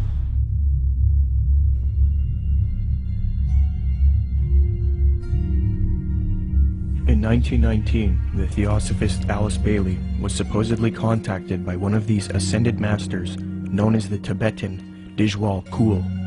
From 1919 to 1949, Bailey would write 24 books, and according to her, she would do automatic writing, a new age way of channeling and letting the force write for you. Bailey would create Lucifer Publishing, which would distribute the works of Helena Blavatsky and the Theosophical Society. She would later change the name to Lucius Trust because Lucifer Publishing was too controversial. Lucius Trust evolved into a large New Age organization, and it is still active today. Lucius Trust is also directly associated with the United Nations. According to the United Nations International Geneva Yearbook 2009, quote, "The Lucius Trust is recognized by the United Nations as a non-governmental organization and is represented at regular briefing sessions at UN headquarters. The Lucius Trust is on the roster of the United Nations Economic and Social Council." Thus, Theosophy and the New Age are now fused into the United Nations, which gives a medium for the New Age agenda to unfold. The aim of corrupt organizations like Lucius Trust and the UN is to create a one-world government, New World Order, which is in accord with the supposed Age of Aquarius. Many high-level elitists have voiced their approval for such a system. Donald Keyes is a high-level New Age leader. Humanity, says Keyes, is, quote, on the verge of something entirely new, a further evolutionary step unlike any other, the emergence of the first global civilization. David Rockefeller, the owner of the Chase Manhattan Bank, called for a New World Order openly in his book Memoirs, quote, for more than a century, ideological extremists at either end of the political spectrum have seized upon well-publicized incidents, such as my encounter with Castro, to attack the Rockefeller family for their inordinate influence they claim we wield over American political and economic institutions. Some even believe we are part of a secret cabal working against the best interests of the United States, characterizing my family and me as internationalists, and of conspiring with others around the world to build a more integrated global political and economic structure. One world, if you will. If that's the charge, I stand guilty, and I am proud of it, unquote. American foreign policy analyst and former Deputy Secretary of State Strobe Talbot advocated globalization and world government in Time magazine, July 20th, 1992 edition. He remarks, quote, here is one optimist's reason for believing unity will prevail over disunity, integration over disintegration. In fact, I'll bet within the next 100 years, I'm giving the world time for setbacks and myself to be out of the betting game, just in case I lose this one. Nationhood as we know it will be obsolete. All states will recognize a single global authority. A phrase briefly fashionable in the mid-20th century, citizen of the world, will have assumed real meaning by the end of the 21st. All countries are basically social arrangements, accommodations to changing circumstances, no matter how permanent and even sacred they may seem at any one time. In fact, they are all artificial and temporary, unquote. Mikhail Gorbachev, previously noted, stated, quote, the threat of environmental crisis will be the international disaster key that will unlock the New World Order, unquote. Gorbachev also remarked, quote, we are moving toward a new world order, the world of communism. We shall never turn off that road, unquote. New Ager and student of Alice Bailey, Robert Mueller, former Secretary General of the United Nations, gave this frightening admission, quote, we must move as quickly as possible to a one-world government, a one-world religion, under a one-world leader, unquote. The esoteric zeitgeist movement promotes a world system, resource-based economy with absolutely no money, a technotronic society where machines play a big role. The zeitgeist movement seeks to grow out of capitalism, free markets, profit motive, and scarcity, which they believe are responsible for aberrant behavior. Many people have concluded that the zeitgeist utopian system is socialistic and communistic. For example, after watching Zeitgeist Addendum, author and political lecturer G. Edward Griffin was convinced that Zeitgeist is advocating a Marxist socialist world system. He states, quote, perhaps the biggest insult to our intelligence is the main theme of the program. It is that profits are the root of all our problems today. That being the case, we must change mankind to reject profit, and we must work together on some other basis. It is never quite clear what that basis is, but whatever it is, it will be administered and directed by an elite group, at least in the beginning. I was stunned by the fact that this is pure Marxism. Marx theorized that people had to be re-educated in labor camps if necessary, to cleanse their minds of the profit motive. He and his disciples, such as Lenin and Stalin and Khrushchev, said that eventually the character of man would be purged of greed, and then the state would wither away because it no longer would be needed. Sure, we saw that in the Soviet Union and China, right? Yet this Marxist nonsense is exactly what is offered in this video program. It is communism without using the name. The enemy of mankind is not profit. It is a political system of big government, yet this program is supportive of some of the most notable big government collectivists on the planet. Marxist-Leninists may be enemies of collectivists in Washington, D.C., but they are collectivists in their own right. The communist model is no better than the Nazi model. Samuel Adams, a patriotic founding father of America, repudiated communist and socialist ideas. The utopian schemes of leveling, redistribution of wealth, and a community of goods, central ownership of the means of production and distribution, are as visionary and impractical as those which vest all property in the crown. These ideas are arbitrary, choices and actions which are done not by means of any underlying principle or logic, despotic, ruling with absolute political power, and in our government unconstitutional. When one does a comparison between Zeitgeist Addendum and the communist model, it becomes clear that Zeitgeist is in fact promoting communism. N.B. Godke, in the work Encyclopedic Dictionary of Economics, defines full communism based on the ideals of Marx and Engels and others as, quote, 1. Social wealth will be distributed according to human needs, meaning things that are scarce will be distributed first to those who need them the most. Zeitgeist proposes having an abundancy of resources and no scarcity, and thus the idea of distributing wealth according to human needs is rendered obsolete. On this point, they have merely updated the communist model by eliminating scarcity. 2. The state will wither away as there is no need for coercion. The state does nothing because there is no state. Because there is no state. 3. Social classes will not exist. Zeitgeist states, the process which has been going on for centuries, if not millennia, religion, patriotism, race, wealth, class, and every other form of arbitrary separatist identification thus conceived, has served to create a controlled population utterly malleable in the hands of the few. 4. It will be a moneyless economy. Zeitgeist's associate Jacques Fresco states the system uses no money. 5. It will be a command economy. In other words, government planners decide which goods and services are produced and how they are distributed. According to Zeitgeist, distribution of goods and services without the use of money or tokens would be accomplished by establishing distribution centers. These centers would be similar to expositions, where the advantages of new products are explained and demonstrated. Exhibition centers will display what is new and available and will constantly be updated. So as you can see, a side-by-side comparison between the communist model and the Zeitgeist model shows how similar the concepts are. The Marxist website entitled socialismoryourmoneyback.blogspot.com, after reviewing the Zeitgeist movement and their admissions, stated this on July 26, 2009, quote, "This, surely, is the same as what we call world socialism," unquote. So even the socialists will admit that the Zeitgeist movement is in fact world socialism.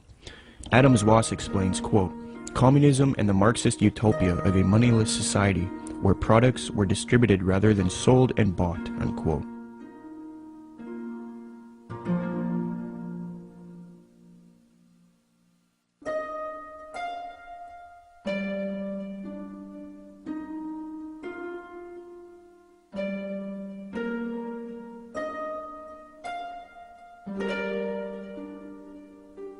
Zeitgeist's main source, Acharya S., promoted the founder of communism, Karl Marx, on her website.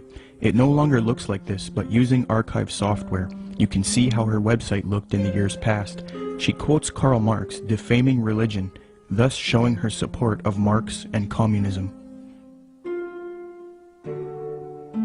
Many people have noticed that the modern New World Order, as advocated by the elite, contains communist ideals within it.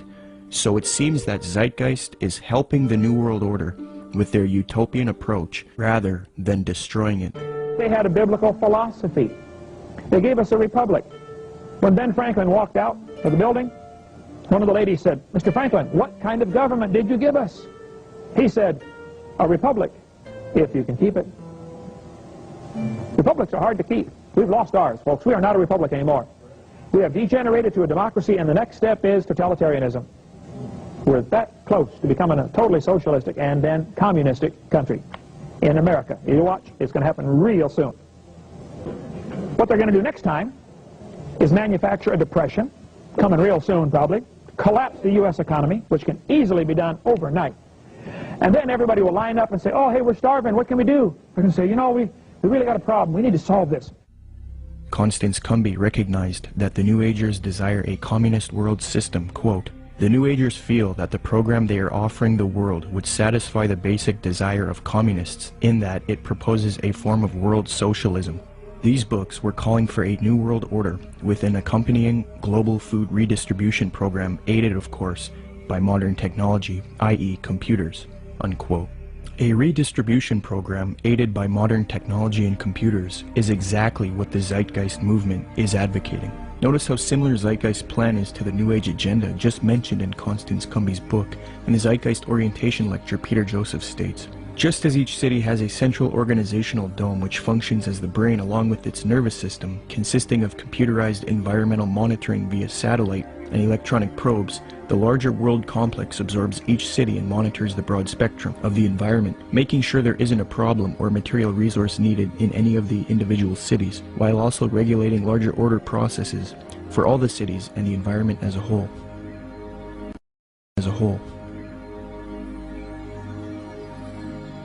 Theosophist Alice Bailey concurs, quote, "The true communist platform is sound." Thus, it is not surprising why Zeitgeist advocates a similar system, as the connection they have to Theosophy and the New Age has already been established. Zeitgeist is merely the fulfillment of the New Age agenda, yet they are not telling you that.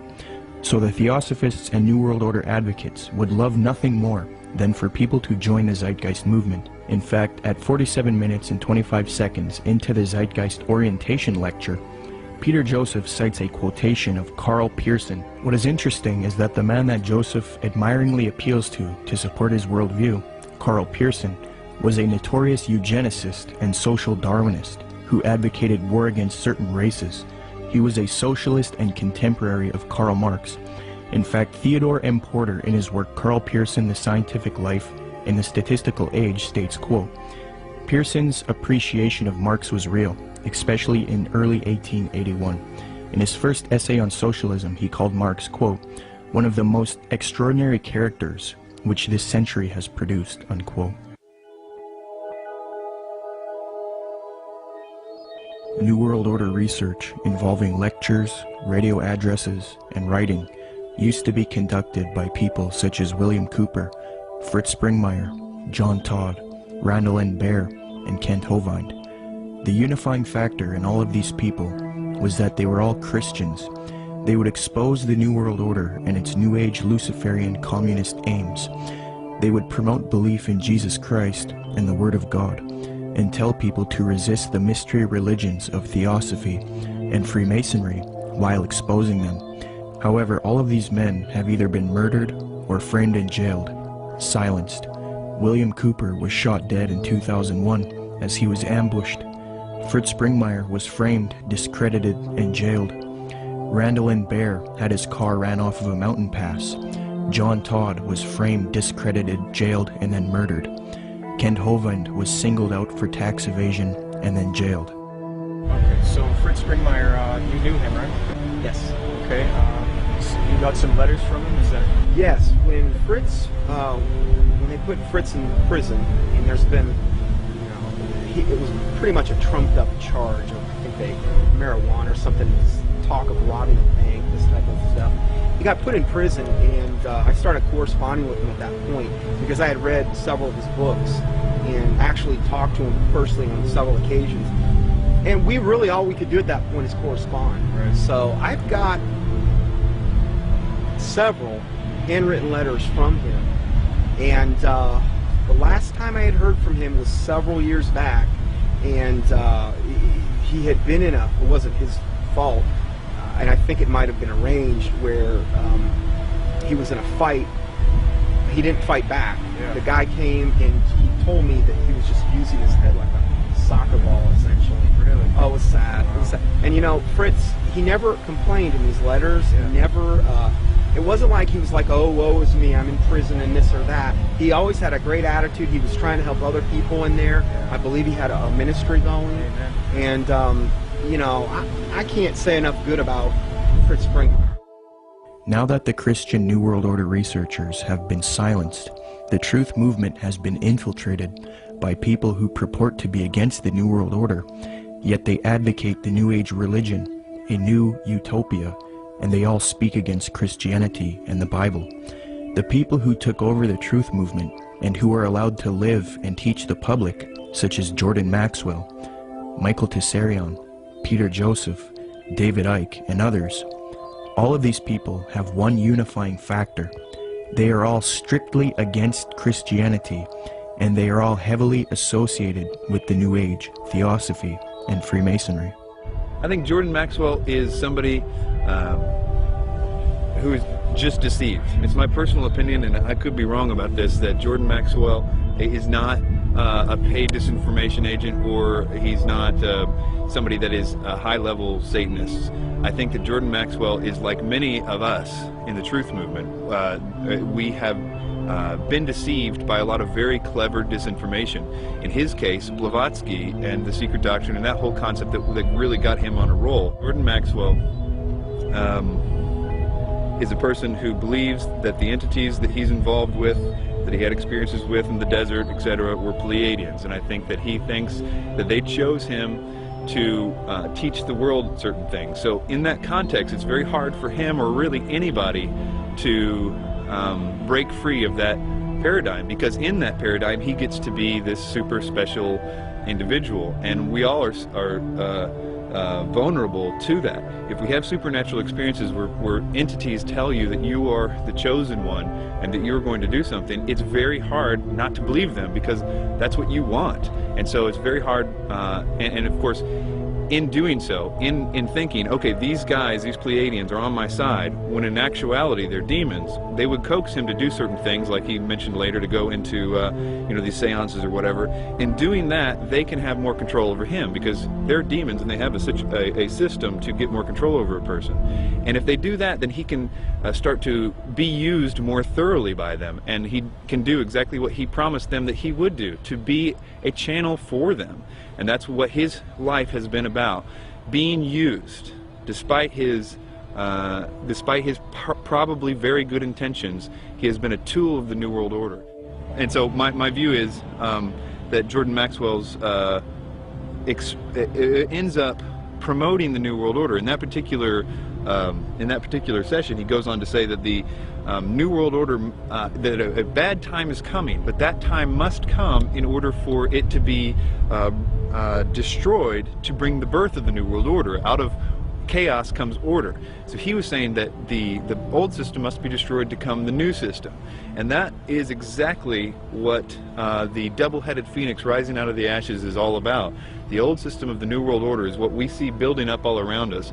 It is going to get really, really bad, but it is going to be destroyed, in a sense, because that faucet is being run by evil. We all know that the things that are happening to the world right now are being done because of evil. So if evil's causing all those things, evil can also turn that faucet off at just the right time in order to make it seem like whoever stopped it, and therefore is the savior. So that new system will seem like the utopia that Jordan Maxwell says we all need to wait for. It's interesting that he says that at that time that's when the aliens or gods are coming back to stop it.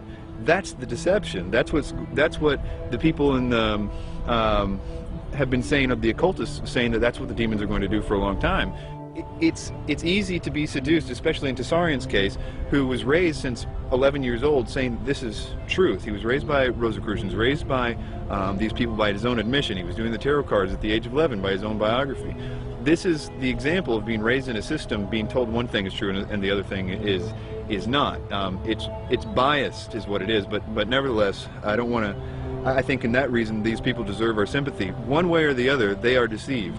Even if they are intentionally doing it, which is possible in the case of Tsarion, and it's possible in the case of Maxwell too, I suppose. Even if they're intentionally doing it, they have to deserve our sympathy and even our prayers, because even if they're intentionally doing it, they're still deceived. But to wrap that up, Blavatsky and everything that came out of that was what 1 Timothy calls the doctrines of demons, and in the last days people will believe. The New Age and all of that was birthed by Blavatsky, and the New Age ideas will be used to bring in this new world order.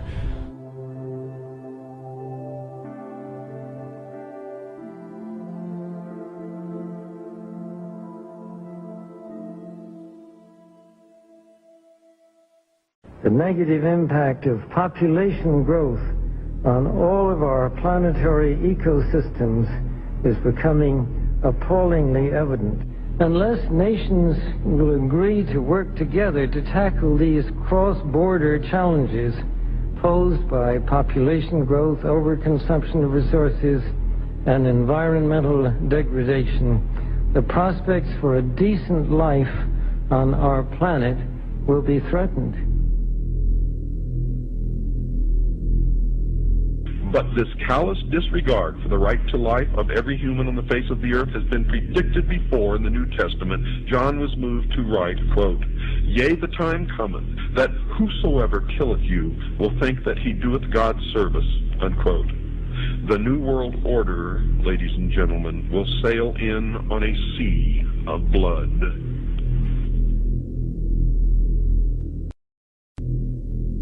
The same New Agers who call for peace, love, harmony, and world unity, when confronted with separatists, for example, fundamentalist Christians, you start to see a darker side to them. They do not appreciate people who will not adopt their New Age views. For example, a major New Age figure, David Spangler, who was in a group known as Planetary Citizens, which was a UN group, stated something to the effect of, we can take all the marshmallows, all the scriptures, all the tablets, and have a jolly good bonfire. So essentially, he's promoting the abolition of these faiths. Similarly, Maharishi Mahesh Yogi, the influential New Age guru sought out by the Beatles, stated, quote, "There has not been, and there will not be a place for the unfit. The fit will lead, and if the unfit are not coming along, there is no place for them. In the place where light dominates, there is no place for darkness." See, in his thinking, the fit are the New Agers, and the unfit are those who do not adopt the New Age beliefs. People who are, for example, fundamentalist Christians, Jews, people like this. So essentially, you see a lot of intolerance within the New Age movement. It's not all nice and dandy with these people. You know, they have the mask, they have the appearance of peace, love, harmony. But in their writings, they do come out and say that there is no place for Christians and people who do not accept their beliefs.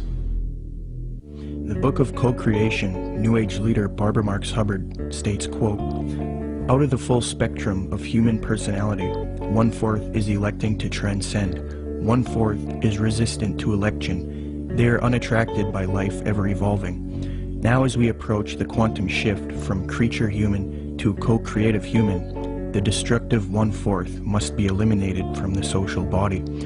Fortunately, you, dearly beloveds, are not responsible for this act. We are. We are in charge of God's selection process for planet Earth. He selects, we destroy. We are the riders of the pale horse, death."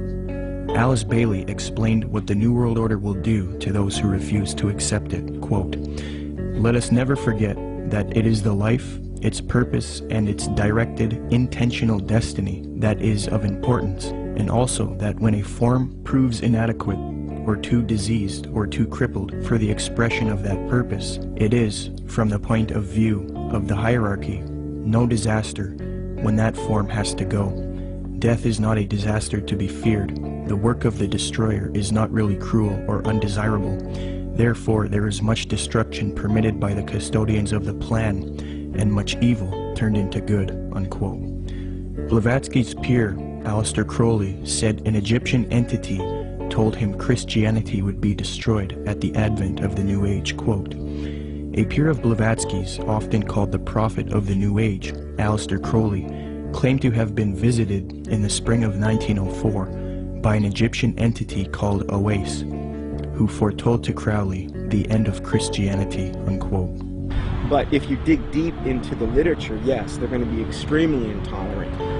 David Spangler had talked about the Luciferic initiation and these types of things. And we look in the Bible and we can look at like Revelation 13 and where all they that do not receive the mark and the mark of the beast in their right hand or their forehead, you know, are going to essentially forfeit their life.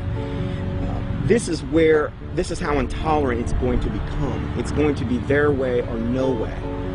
And so, no, they're not going to have any tolerance. I think at first they're going to come as real nice guys, though. I don't think they're going to do that right off the bat. But eventually it's going to get to the point where enough people have bought into it and enough strong delusion is there that, yeah, they're not going to be tolerant whatsoever. Barbara Marx Hubbard states, "The end of this phase of evolution shall come. All will know their choice. All will be required to choose. All who choose to be natural Christs will be guided from within as to how to proceed. All who choose not to evolve will die off. The kindergarten class of Earth will be over," unquote. Robert Mueller, previously mentioned, states, quote, "I am surprised that no one has yet thought of creating a pro-Earth, humanity-challenging organization which would put itself in the shoes of our Mother Earth and rejoice whenever humans diminish in numbers or consume less. It would give yearly prizes to people, events, or institutions which achieve a reduction of the human population or of the consumption of Earth resources. The first prize should go to the United Nations, which through its World Population Conferences and anti-population work has prevented 2,200,000,000 more people from being born between 1952 and the year 2000.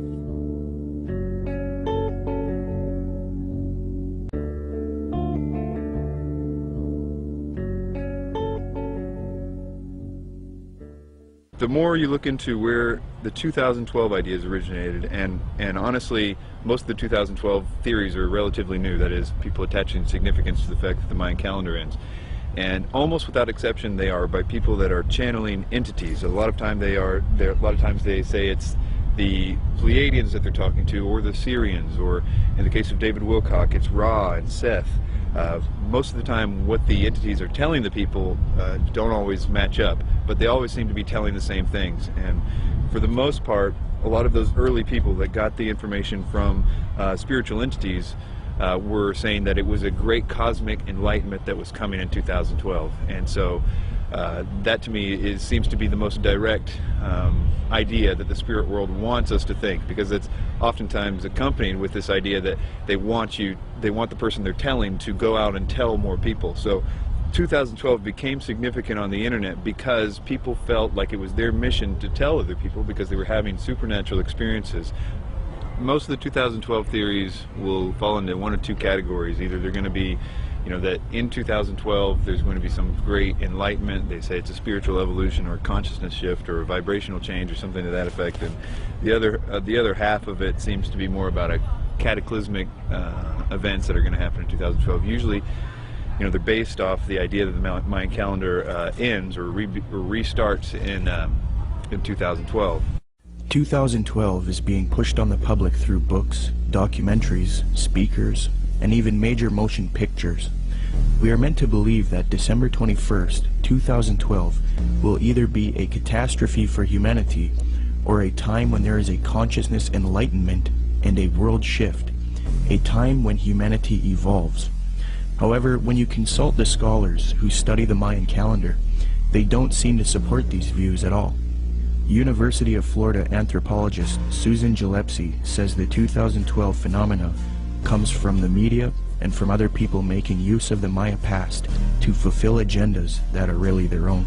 Despite the publicity generated by the 2012 date, Susan Milbrath, curator at Latin American Art and Archaeology at the Florida Museum of Natural History, stated that, quote, "We, the archaeological community, have no record or knowledge that the Maya would think the world would come to an end in 2012. I think probably the most significant reason that all of them are wrong is because what they say that is going to happen in 2012 isn't. That is, although the Mayan calendar might be ending, there is no galactic alignment, whether it be the Earth actually won't be aligning with the center of the galaxy in the sense, and that actually won't happen for another 30 million years. So, and even if it was, there's no necessarily any evidence that anything would happen, but it's really a moot point because there isn't anything happening. Secondly, there is no actual alignment of the planets. It's another thing that people are saying is going to cause the enlightenment or the catastrophes. And this goes on and on. It's the same thing with the solar flares. It's the same thing with Planet X or Nibiru, or all those things aren't happening. And it's very interesting how you actually can go point by point and find out that each one of those supposed catalysts aren't true. Sandra Noble, Executive Director of the Foundation for the Advancement of Mesoamerican Studies in Crystal River, Florida, states, "To render December 21st, 2012 as a doomsday event or a moment of cosmic shifting," she says, is a complete fabrication and a chance for a lot of people to cash in, unquote. Many people are indeed cashing in because of the 2012 hysteria, but the reason 2012 is being pushed on the public so much is because it is in 2012 when the elite occultists and the New Age advocates plan to usher in the Age of Aquarius one-world system. Siri Data points out that the New Age consensus is that the Age of Aquarius one-world system will be ushered in 2012. Quote, "It is generally agreed that the actual time that we enter the Age of Aquarius will be 2012, unquote. Could this whole 2012 concept be propaganda to get people to accept the Age of Aquarius in 2012? Eugene Gallagher likewise notes that the supposed Age of Aquarius is expected to arrive in 2012. Quote, "The term New Age is most closely correlated with the astrological idea that we are about to enter a new age, the Age of Aquarius, which will arrive around 2012, unquote. Michael P. Mao states, "Yet 2012 does not mark the end of the world as oft predicted, but the birth of a new golden era, popularly known on the Earth plane as the Age of Aquarius," unquote. Dr. C.L. Pepler explains the New Age view that 2012 is the start of the Age of Aquarius. Quote, "They believe the next age will start around AD 2012 and will be the Age of Aquarius. This, they say, will be an age of enlightenment and world unity, a post-Christian world in the fullest sense of the word," unquote. 2012 is a clever deception to get you to accept the Age of Aquarius, New World Order, under the mask of a Mayan prophecy. In fact, the elite New World Order at the top of the pyramid want the public to believe in 2012, thus proving that they are behind this propaganda. The Club of Rome, by its own admission, is a globalist think tank. The aim of this organization, founded by Erwin Laszlo, is to solve the world's problems and erect a solution, a new world order, one world government, the same theme we have been talking about in the film. On January 31st, 2009, the Club of Rome held the Future of the American Hemisphere Conference. Francesco Stippo kicked the conference off with a speech. Francesco Stippo is a member of the U.S. Club of Rome. He authored the book World Federalist Manifesto, Guide to Political Globalization, where he states, quote, "Political globalization is the creation of a world government which regulates the relationships among governments."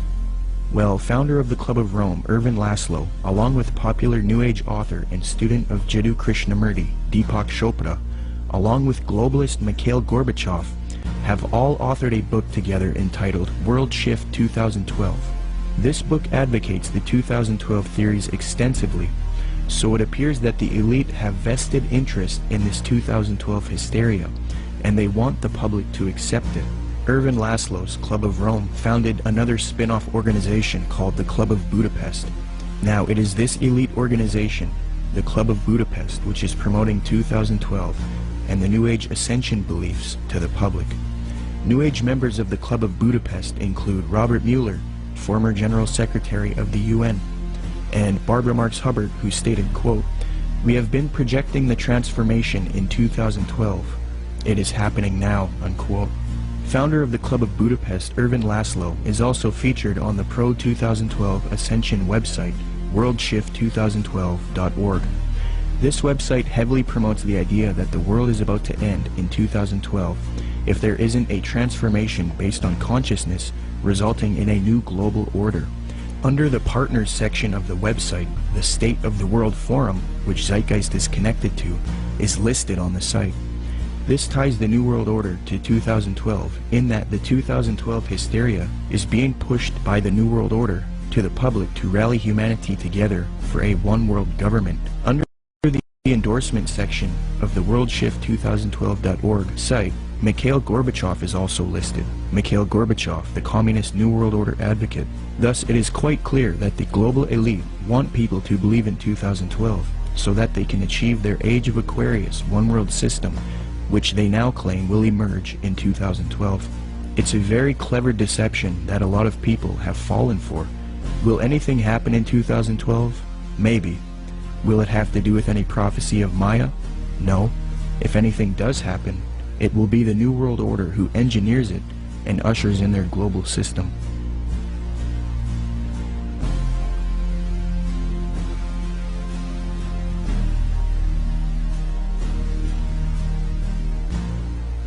The reason the Christian anti-New World Order researchers have been silenced and replaced with New Age advocates is because the New World Order occultists and New Age advocates hate biblical Christianity.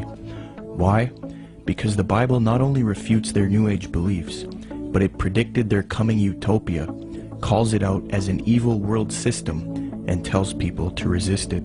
First, in the Apostle Paul's first letter to Timothy, he warns of these supposed ascended masters who will deceive people with false doctrines. Quote, "The Spirit clearly says that in later times some will abandon the faith and follow deceiving spirits and things taught by demons. Such teachings come through hypocritical liars whose consciences have been seared as with a hot iron." Paul also predicts the New Age movement, quote, "For the time will come when men will not put up with sound doctrine. Instead, to suit their own desires, they will gather around them a great number of teachers to say what their itching ears want to hear. They will turn their ears away from the truth and turn aside to myths." New Agers will often claim that the Bible promotes their astrological beliefs. However, in the Old Testament book of Isaiah, astrology is forbidden and identified as an abomination to God. Quote, "Let now the astrologers, the stargazers, the monthly prognosticators stand up and save thee from these things that shall come upon thee. Behold, they shall be as stubble." Zeitgeist's main source, Acharya S., claims that Jesus talks about the age of Pisces in Matthew 28:20, which states, "And teaching them to obey everything I have commanded you, and surely I am with you always to the very end of the age." However, although the zodiac was around in 1st century Palestine, the age concept was not around yet, so the biblical writers could not have been referencing the astrological age. Dr. Noel Swerdlow, professor of astronomy and astrophysics at the University of Chicago, states, "Within which group of stars the vernal equinox was located was of no astrological significance at all. The modern ideas about the age of Pisces or the age of Aquarius are based upon the location of the vernal equinox in the regions of the stars of those constellations.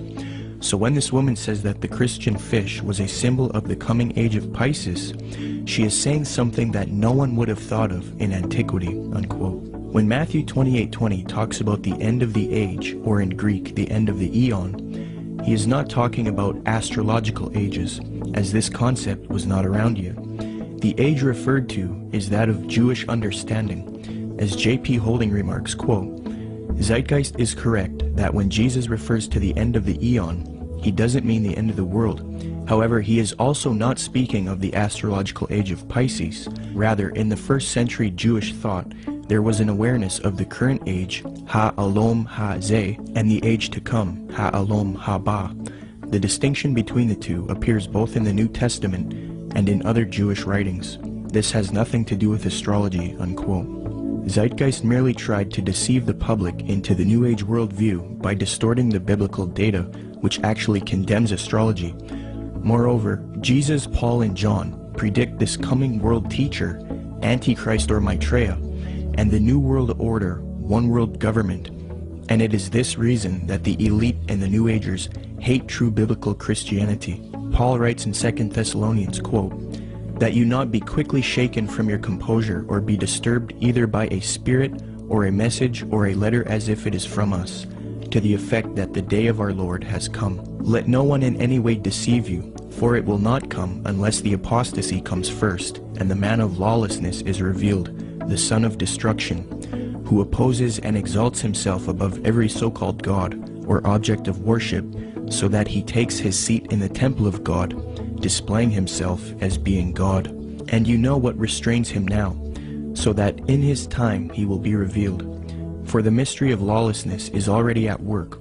Only he who now restrains will do so until he is taken out of the way. Then that lawless one will be revealed, whom the Lord will slay with the breath of his mouth, and bring to an end by the appearance of his coming. That is the one whose coming is in accord with the activity of Satan, with all power and signs and false wonders. Jesus Christ warned of the Antichrist and false Christs. He says not to believe anyone who says, "Look, the Christ has returned." For Jesus Christ's real glorious second coming comes after the false Christ, or Antichrist, deceives the world. Matthew 43 states, "And Jesus answered and said to them, See to it that no one misleads you, for many will come in my name, saying, I am the Christ, and will mislead many. Then they will deliver you to tribulation and will kill you, and you will be hated by all nations because of my name. Then if anyone says to you, Behold, here is the Christ, or there he is, do not believe him. For false Christs and false prophets will arise, and will show great signs and wonders, so as to mislead if possible even the elect. Behold, I have told you in advance. So if they say to you, Behold, he is in the wilderness, do not go out. Or, Behold, he is in the inner rooms, do not believe them. For just as the lightning comes from the east and flashes even to the west, so will the coming of the Son of Man be. But immediately after the tribulation of those days, the sun will be darkened, and the moon will not give its light, and the stars will fall from the sky, and the powers of the heavens will be shaken. And then the sign of the Son of Man will appear in the sky, and then all tribes of the earth will mourn, and they will see the Son of Man coming on the clouds of the sky with power and great glory." In the book of Revelation, the Apostle John warns about this evil world teacher who humanity worships as he claims to be God. And he opened his mouth in blasphemies against God, to blaspheme his name and his tabernacle, that is, those who dwell in heaven. It was also given to him to make war with the saints and to overcome them. And authority over every tribe and people and tongue and nation was given to him. All who dwell on the earth will worship him.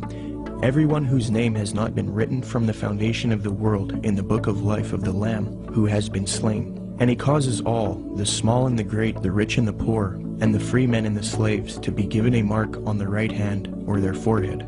And he provides that no one will be able to buy or sell, except the one who has the mark, either the name of the beast or the number of his name. Here is wisdom. Let him who has understanding calculate the number of the beast, for the number is that of a man, and his number is 666. John then talks about how the leaders of the world will form a one-world system and give authority to the Antichrist, or false world teacher. Quote, "The 10 horns which you saw were 10 kings who have not yet received a kingdom, but they receive authority as kings with the beast for 1 hour.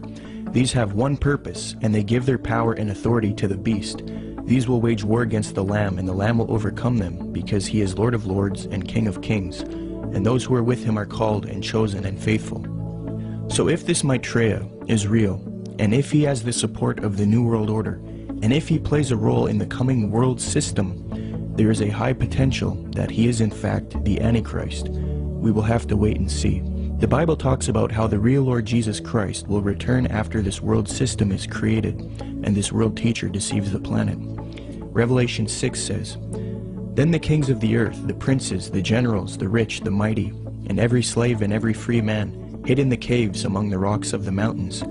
They called to the mountains and the rocks, Fall on us and hide us from the face of him who sits on the throne and from the wrath of the Lamb. For the great day of their wrath has come, and who can stand?" The time that it's talking about in the Bible is actually going to be a time when the world is going to be extremely happy to be in this new system.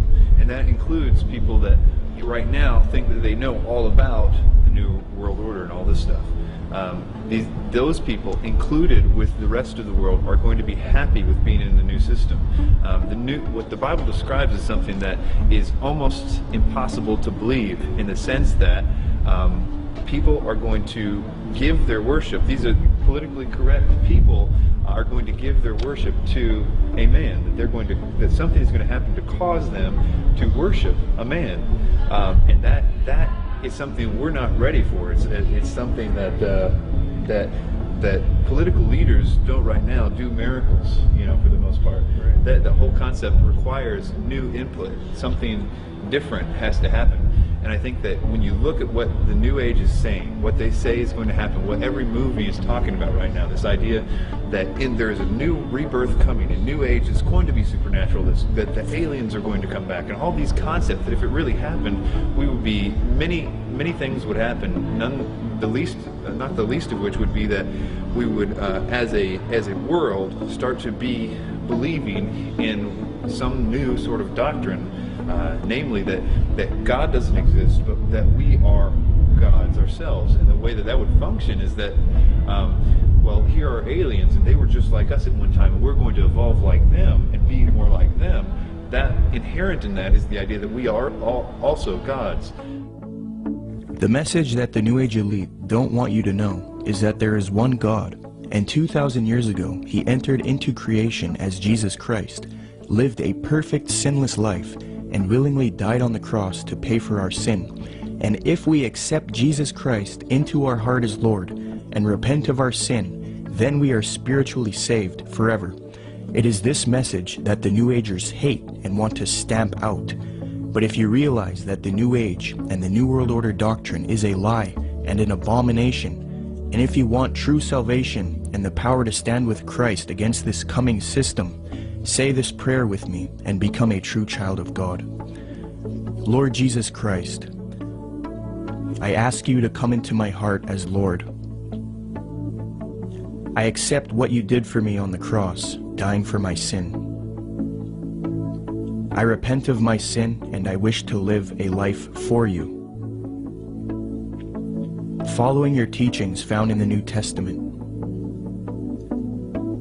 Please forgive me of my wicked ways and transform me into a child of God. I pray in Jesus' mighty name, amen. Come, Lord Jesus.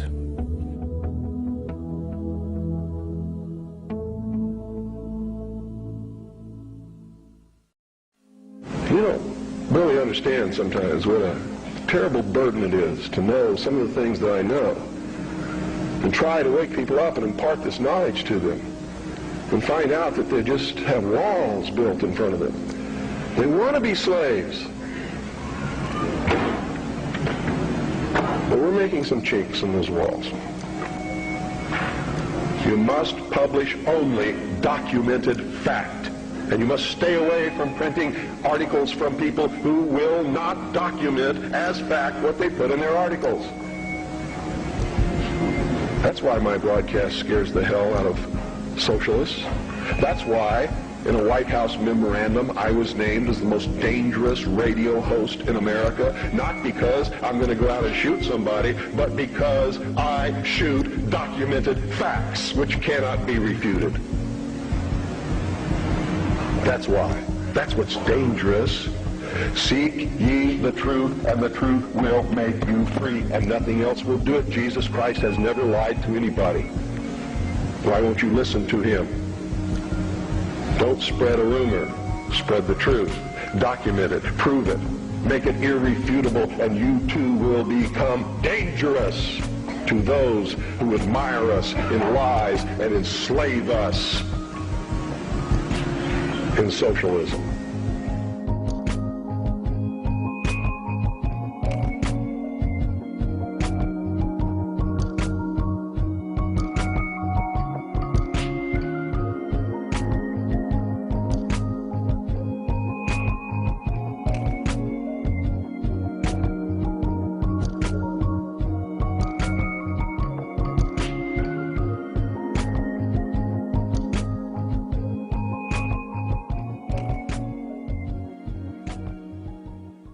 The age of Aquarius ending duality, Oprah the secret and Eckhart Tolle preach what will bring in a new age reality based in traditions of pagan theosophy, bound to be thousands of offshoots of Crowley, students of Alice C. Bailey who follow the lies of Helena Blavatsky, radically altering, changing the pages of history, laying the groundwork forged by the tools of Lucifer, paving the way for the United Nations, a slow preparation, patiently waiting since the creation. The Garden of Eden, a planet whose placement in time is persuaded by aliens, outside invasions, abductions, and cow mutilations, creating an atmosphere ripe for the picking with movies and Hollywood implanting trickery, mastery over the masses. The whole world collapses in panic, all desperate for someone to save them. Obey anyone that will answer their questions. The savior of sorts, a new age messiah. The wolf in sheep's clothing is what will transpire. The mayhem is out of control.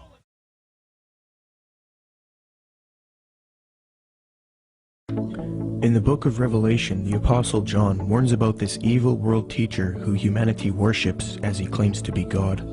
And he opened his mouth in blasphemies against God, to blaspheme his name and his tabernacle, that is, those who dwell in heaven. It was also given to him to make war with the saints and to overcome them.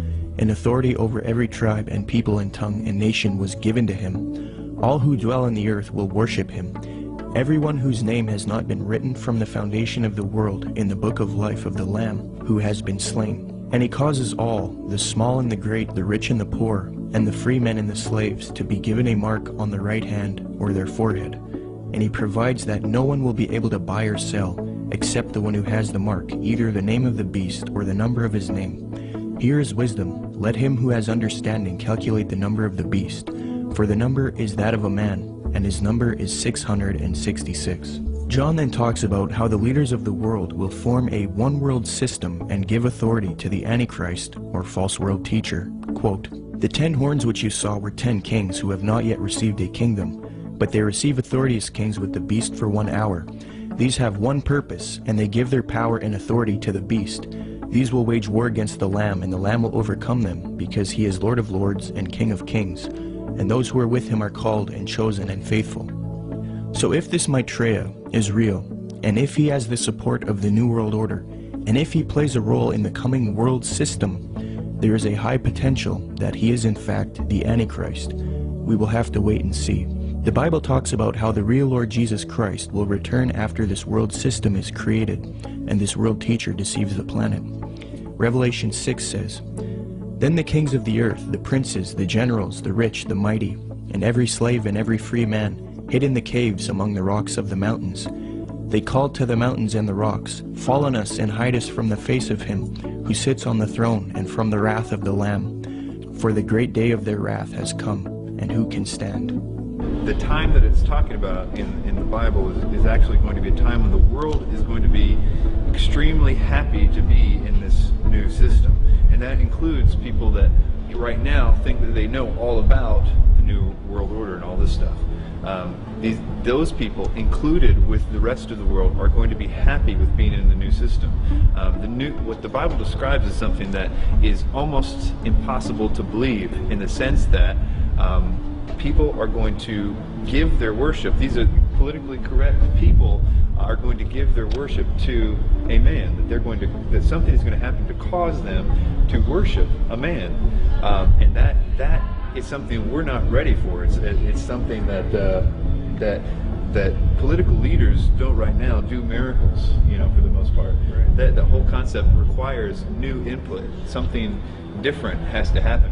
And I think that when you look at what the New Age is saying, what they say is going to happen, what every movie is talking about right now, this idea that there is a new rebirth coming, a New Age is going to be supernatural, that the aliens are going to come back, and all these concepts, that if it really happened, we would be, many things would happen, not the least of which would be that we would, as a world, start to be believing in some new sort of doctrine, namely that God doesn't exist, but that we are gods ourselves. And the way that would function is that, well, here are aliens, and they were just like us at one time, and we're going to evolve like them and be more like them.